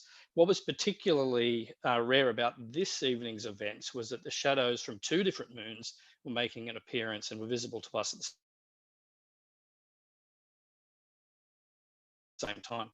It was the first of the two moons to cast a shadow, and the second moon was Io, and that's also the closest of the Galilean moons and the most volcanically active body in the solar system. So the first shadow that you can see in this image directly above the great red spot is Ganymede Shadow. If you look straight across from that to the right, it's fairly faint on the image that's showing on my screen anyway, but you can actually see Ganymede off to the right. If I'm very clever and turn on annotations, I might be able to show where it is. We see that? There we go. Okay, so imagine drawing a line from that shadow through the dot that's Ganymede that I've just highlighted there, and keep going to the right. Somewhere way out there is the sun. And for me, that kind of simple exercise really brings to life at least part of the geometry of the solar system. And that's pretty cool. From a photo, we can tell stuff's happening out there. That's cool. So if we look now to the left of Ganymede's shadow, near the left edge of Jupiter's disk, you can just see a second shadow starting to appear, and that's Io's shadow. At this time, Io itself is actually about a third of the way across Jupiter's face, but it's lost in the bright glare, so we can't actually see the moon itself. If we were to wind the clock back, say about an hour and a half before this image was taken, what we would have seen is Io shining brightly on the left side of Jupiter's disk, and we wouldn't have been able to see Ganymede because it would have been further to the left as well. As we kept watching, and the time clicks closer to this image, we would have seen Io getting closer and closer to the disk on the left there, eventually moving in front, and we wouldn't, and to where we see today that it's not visible. But as it was getting closer, we then would have seen Ganymede appearing on the right side of the disk. So the moons are moving all around over this fairly short period, and that was very cool. So if we fast forward about 20 minutes from this image, we'll go to the next image. But just before we do that, for comparison, have a look at where the great red spot is on that image. Okay, it's disappeared. Yeah, there we go. Have a look at where the great red spot is. So it's just past sort of the halfway mark on that first image. Next image, thanks, Chris. And so then on this second image, there we go. As I say, about 20 minutes later, we can see both the moons have moved across the face, but also the great red spot is a little bit further to the right as well. So we've got moons orbiting, we've got Jupiter rotating on its axis. And if we were to wait a little bit longer past this image, we'd see Io actually appearing to the right. And the great red spot soon after would disappear as Jupiter rotates. So it's all happening. It was very exciting. So what I found really impressive was just to watch these dynamics play out on the Jovian system, and all within just a few hours that I was observing. So we can only really imagine the experience that some of history's giants in astronomy, like Galileo, his contemporaries and their successors, as they saw these mechanics in action for the first time. Curiosity, excitement, wonderment for sure, certainly a profound realization of the ramifications of what they were seeing. Thanks for letting me share some of my observations with you tonight. Okay, thank you, Philip. Next person up is Richard Taylor. Good evening. So last month I showed some of the pictures that I'd been taking near the North Frontenac Dark Sky Preserve, and I hadn't quite finished all my processing at that point. So the first two pictures I've got are some more from North Frontenac. So most evenings when I was out observing, I would end the evening by aiming the telescope down into Aquarius, where the constellation was just rising, and try and get some pictures of the asteroid Ceres. And I was only successful on 3 nights, but I've tried to merge those pictures together in a kind of mosaic here. And there were a lot of cloudy nights in between. But I think I've gotten 3 separate pictures. I didn't get enough, and I didn't get enough overlap on my pictures to show them in a kind of animation, but I'm fairly sure that I've found Ceres in these 3 locations here. This was just when it was around opposition time. Next picture. Oops, that's not the next one. Yeah. Okay, that may be a little bit out of order from what I was expecting. This is not North Frontenac. This is actually from my driveway here in Ottawa. So I live fairly close to the experimental farm, but I was too lazy that night to go out to a darker area. So I just tried to see what I could do from the driveway. A lot of sky glow, but by stacking about 90 images, I managed to get quite a successful picture of the beginner challenge object, M110, which is of course very close to a satellite galaxy of the great Andromeda Galaxy. So these were 10-second exposures at ISO 1600 with my new William Optics Z73 telescope. Next one. Okay, that's the other one from North Frontenac. This is the M17, also called the Omega or Swan Nebula. But from my point of view, and especially where I was located, I think it looks a lot more like a loon than a swan. Upside down, of course. This one gave me a lot of trouble in the processing because it definitely had a lovely variety of colors, but it was difficult to get the color balance the way I wanted to. So I think I've managed to hit it after a lot of trial and error. Next one. Okay, this is back in my driveway after I'd managed to capture the Andromeda Galaxy and M110.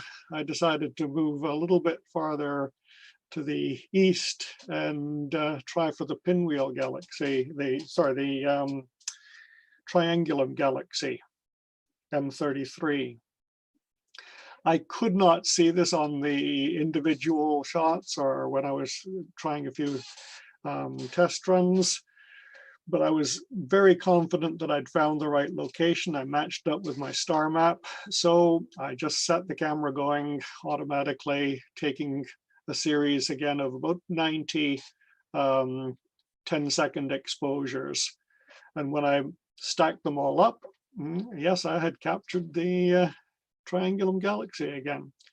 So it just shows what you can do with modern equipment and modern software, even from extremely light polluted skies. Next one. Now this is the lunar challenge for the month, the crater Timocharis. And coincidentally, it's also an almost identical view to what we had for our the picture on the break of the moon. You've got the Apennines going around the southern edge of Mare Imbrium, and Timocharis is the little medium-sized crater. Let's see if I can annotate this. Right there is Timocharis. It's just to the left on your screen of the flooded crater Archimedes. And of course, you have Copernicus down at the lower left-hand side as well. Next picture.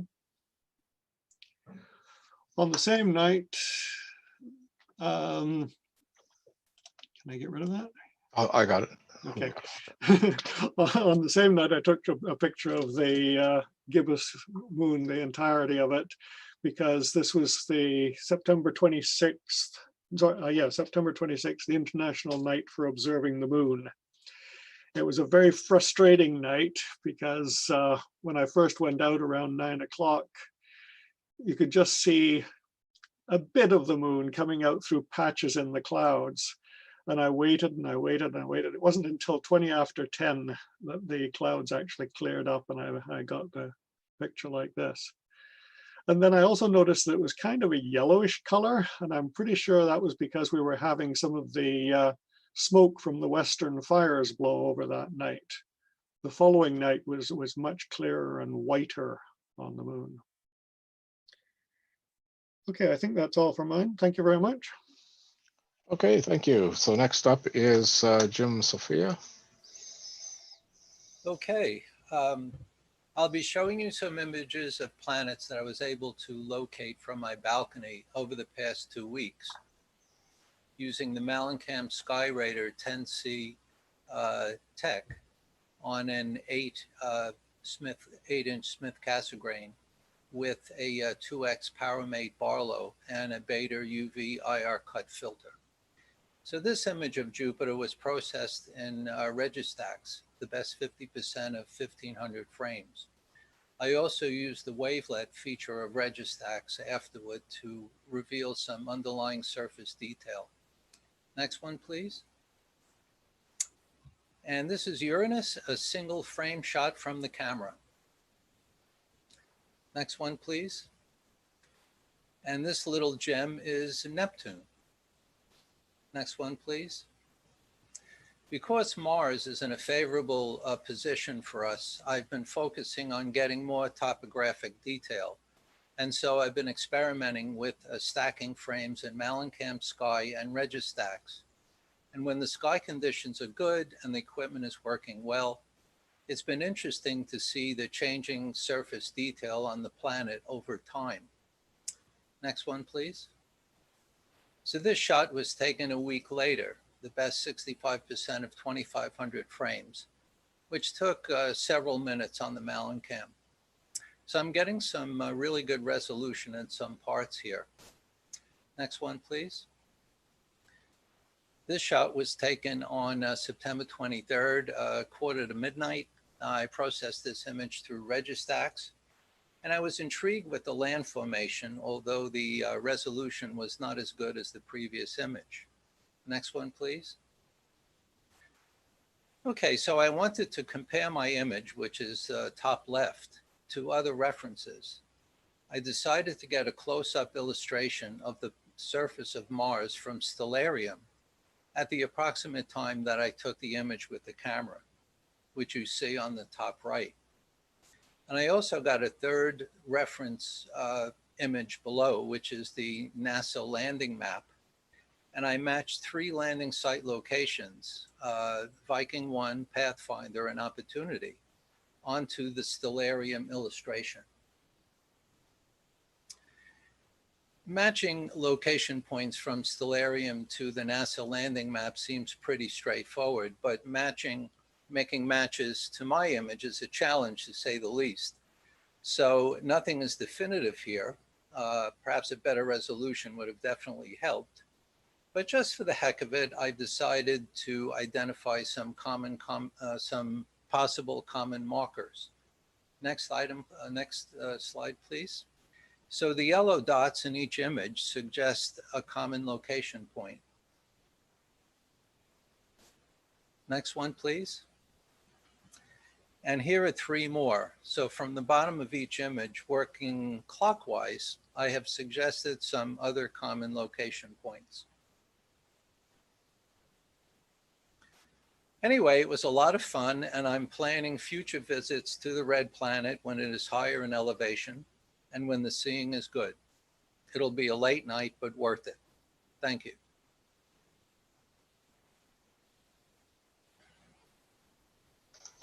Thank you, Jim. I had myself muted.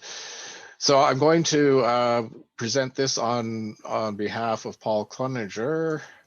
There we go. That's what he looks like, but it's me speaking. So Paul's encouraging us to take a look at Mars. As Jim said, it's in a good position for us to be able to view it. And here are some of his pictures that he has taken recently of Mars, and he's identified some of the areas. And maybe that can be an additional challenge for you folks this month to try to get some pictures of Mars for observations for our next meeting. So that's from Paul Cleninger. Okay, I'm going to turn it over now to Bob Olson. How do you do? This is a picture I took of M31, the Andromeda Galaxy, a number of years ago, and it's high in the sky right now, so it's nice to see. It's in the east. Okay, if you have not seen this with a telescope or binoculars, you really should get out and take a look at it. Next image. This is M110, which is the challenge object. And this is a crop of my older image, but I retook the image with my camera and telescope that focused in on the area that you see highlighted. Next image, please. So this is M110, I'm sorry, this is image 110. This was first seen by Messier, Charles Messier in 1773, and he drew a picture of M31, 32, and 110, which I've seen a copy of, and it's astonishingly accurate considering the equipment that he used. But it was not added to the Messier list until 1967. At that point, they decided to make it object 110. Shows quite a bit of detail in this image, actually, considering how small it really is. Okay, next image, please. Talking about how small it is, this is a planetary nebula. It's high in the sky again, too. It's actually 30 degrees above Polaris at 11 o'clock tonight. And next image, please. It's so small that you really can't see much in it. So this is a crop of what you see here. Okay, next image. And if you look closely, you can see the detail inside of the planetary image, the planetary nebula. And this is pretty faint. This is about magnitude 12. I think this would be right on the edge of you being able to see it visually.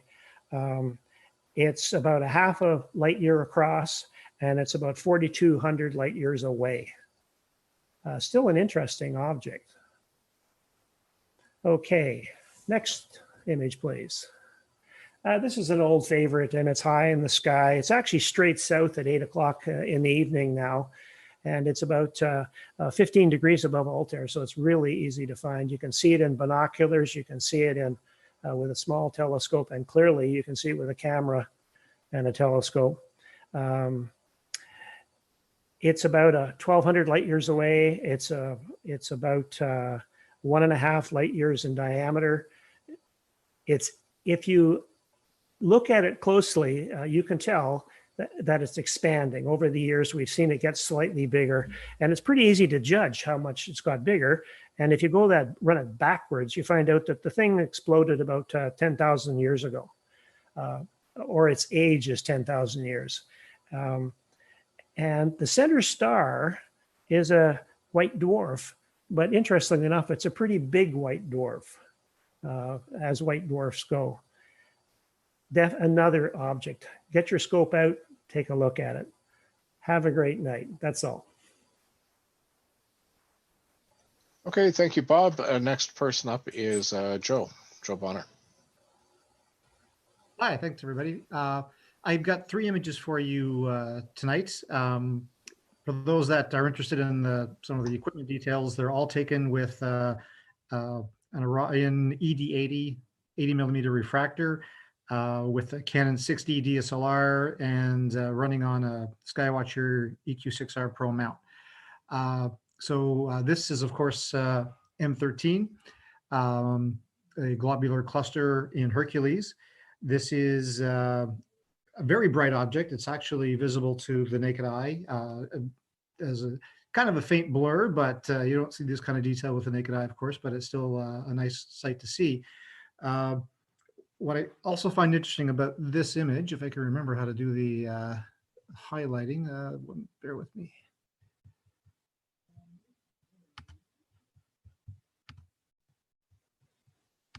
There we go. Right here, if that's coming through, there's that's a spiral galaxy. This is NGC 6207. It's an 11th magnitude spiral galaxy that's about 50 million light years away, and its diameter is about 51,000 light years. This was first discovered, we believe, by William Herschel in 1787. Also in this image, you can see here, there we go. This one, this is another spiral galaxy. This is IC 4617.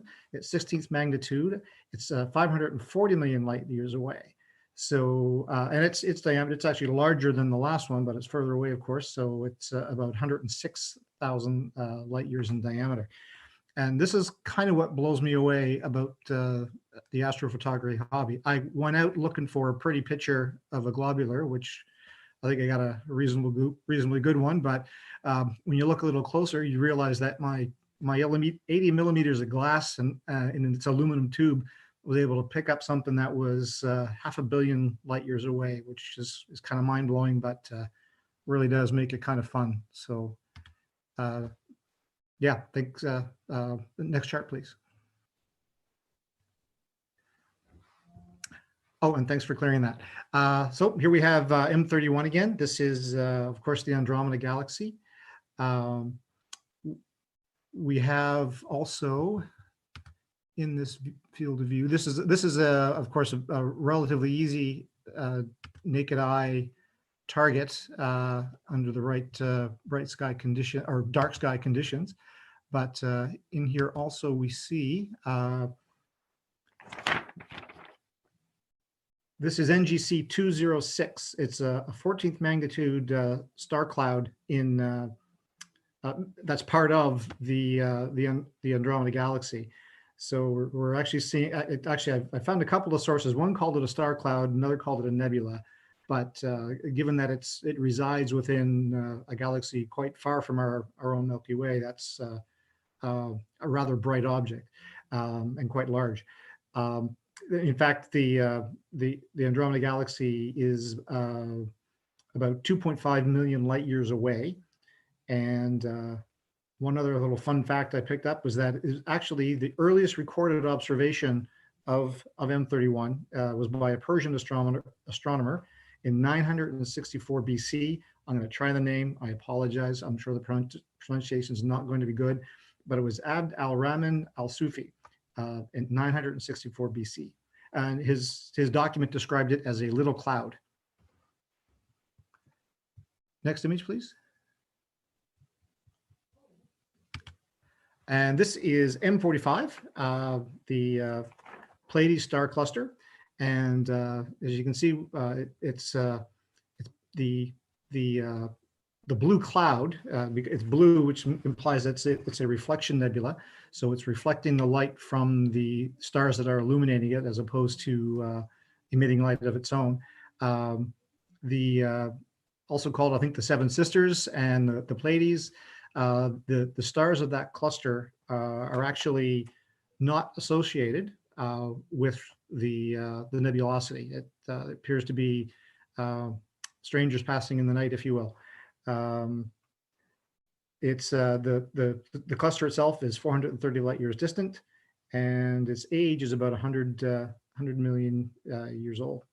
And there's actually some fairly early references to this in literature as well. For example, Homer's Iliad, around 750 BC, makes mention of this particular cluster. So it's been being enjoyed for a very long time.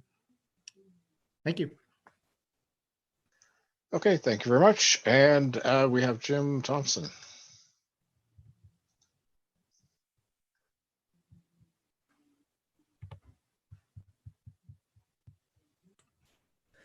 All right. First few images are of the moon, specifically looking at our challenge moon object for this month, and that's the crater Timo Karas, which in this image is right there.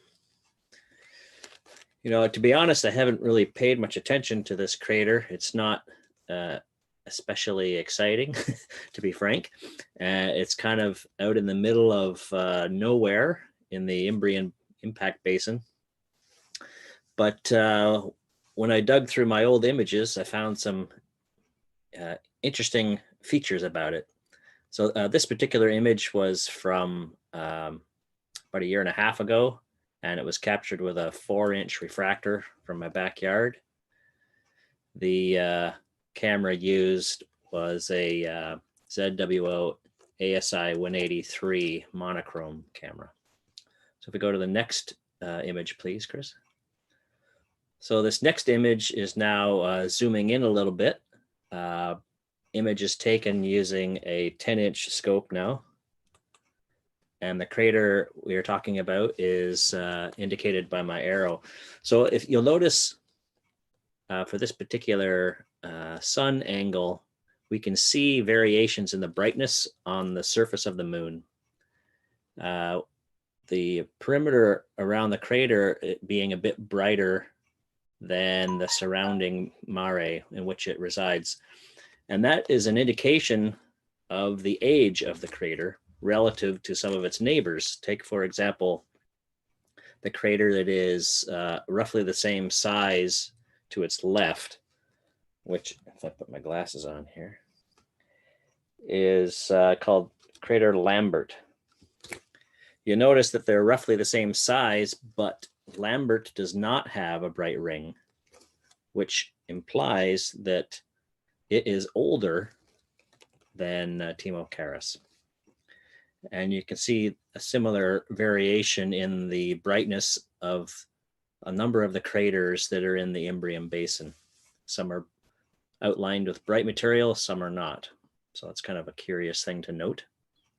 And you can even see in this image the bright debris cast out from the Copernicus impact. It travels all the way up well into the Imbrian basin. If we go to the next image, we'll go even closer now. And the lighting is changed now. This is essentially sunset on the crater of interest.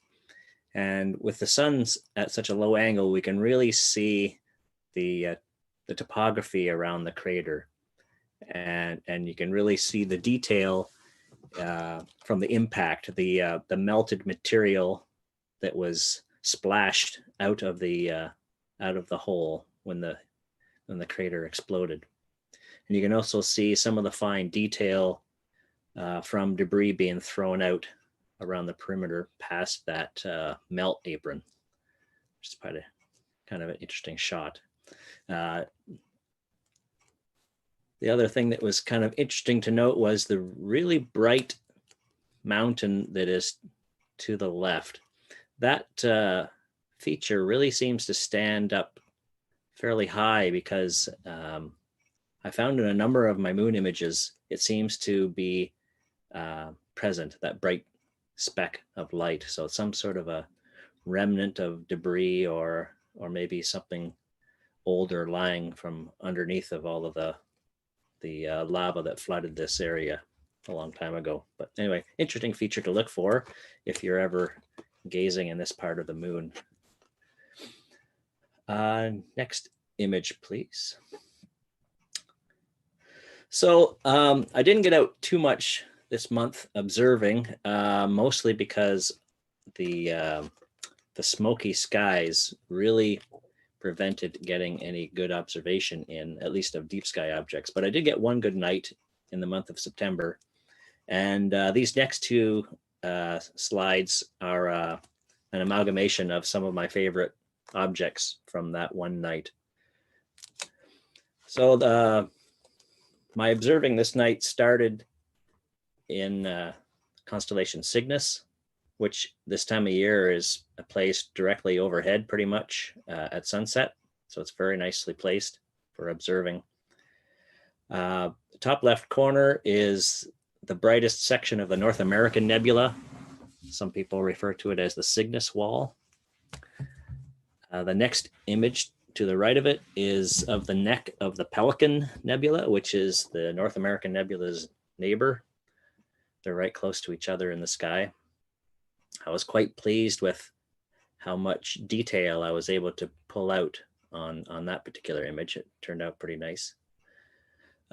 These are all shot with a Skyraider DS432 monochrome camera and a new filter just released by Optolong this past June called the L Extreme, which is a filter that passes only oxygen 3 and H alpha in a 7 nanometer wide bandwidths. So very good at rejecting light pollution.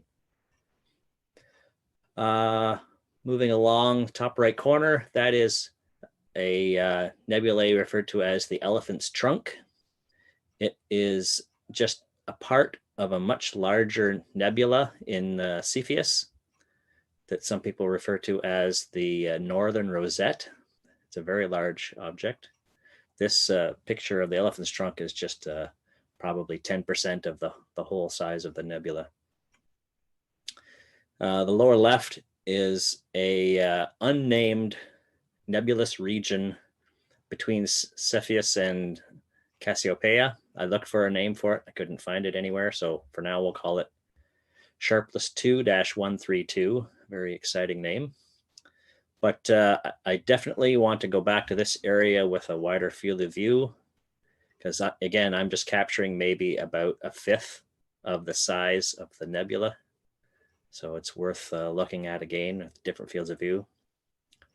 Lower middle is the Wizard Nebula, which I've shown before, but it's on my way from Cepheus towards Cassiopeia. So I paid it a visit. Bottom right, finally, is a nebula called the Cave Nebula, which traditionally is very difficult to capture because it is extremely dim.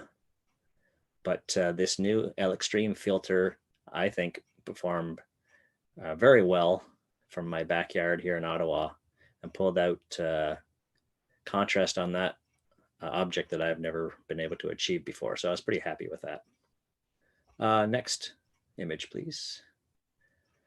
So the final 6, continuing my trek in a northeasterly direction towards Cassiopeia. Top left is the Bubble Nebula.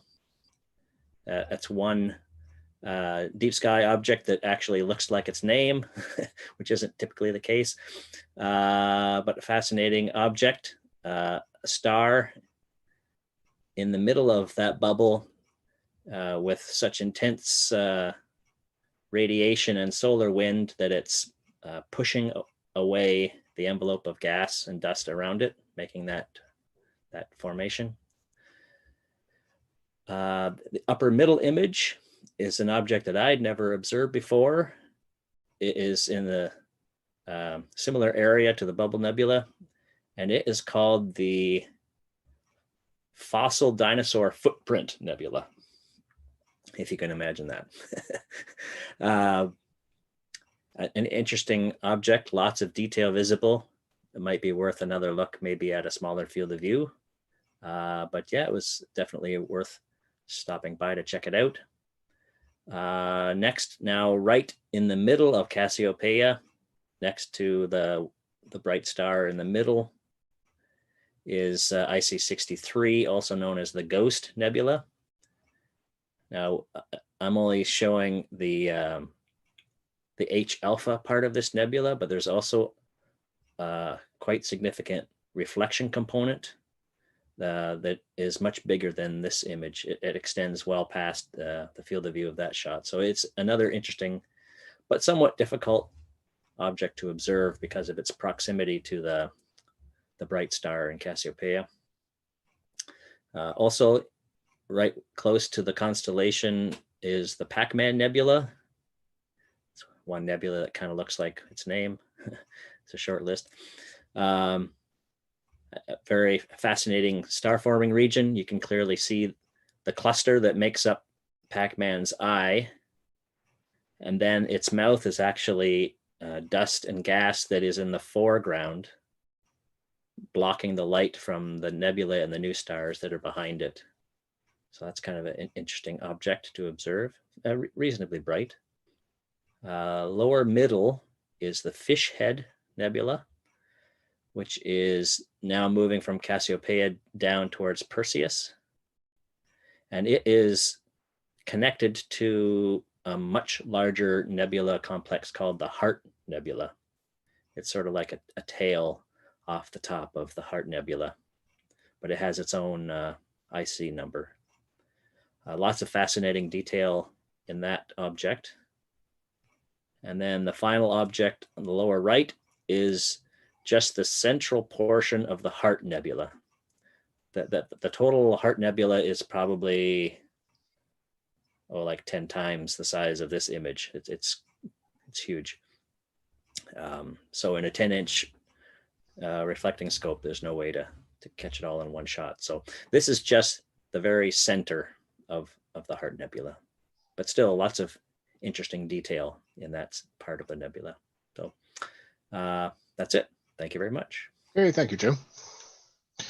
Okay, so moving on then. So our observing challenge last month, you can see on here, and we had a number of folks that managed to capture certainly the lunar challenge and the beginner challenge as well. So thank you for doing that. Let's move on to our challenges for this month. So our beginner challenge is Messier 33, Spiral Galaxy and Triangulum. I could move through these fairly quickly because it is getting late, and these will all be posted in Astronotes and on our website, okay? So the beginner challenge is Messier 33, next one. Intermediate challenge is NGC 7009. It's known as the Saturn Nebula. Next one. The advanced challenge is IC 1396. As a nebula in the constellation Cepheus, and also known as the Elephant's Trunk. Well, we just saw that, so somebody's already got their Jim. You've already got your the challenge done, okay? And then instead of a lunar challenge, move on to the next slide. No, not a lunar challenge. We're going to do a solar system challenge, and it's the Eye of Mars. So it's officially known as Solus Lacus, and it's a variable surface feature of Mars. Probably the variability is probably caused by dust storms. So given the visibility of Mars right now, this might be something that you can attempt to capture for our next meeting. Okay, there's a summary of what our challenges are for this month. Again, these will be in Astronotes and on our website.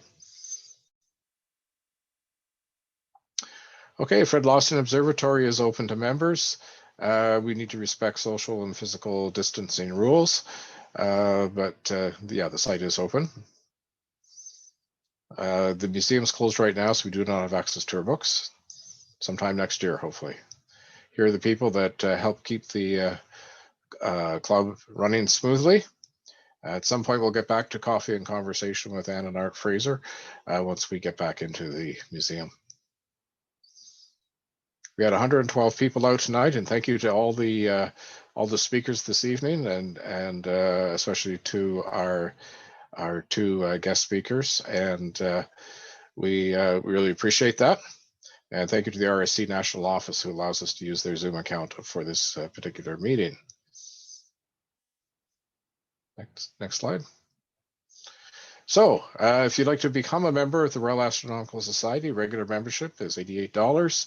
Family membership is $82.50, and then you pay $15 per adult and $8.10 per youth. And a youth membership is $53. So what do you get for this membership?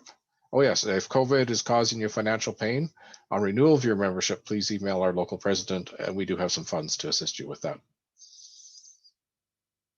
So membership benefits, we have the Ted Bean Telescope Loan Library. When the museum reopens, we'll have the regular book library. We also have the Fred Lawson Observatory, which is out near Almont. It's on the property of the Mill of Kintail.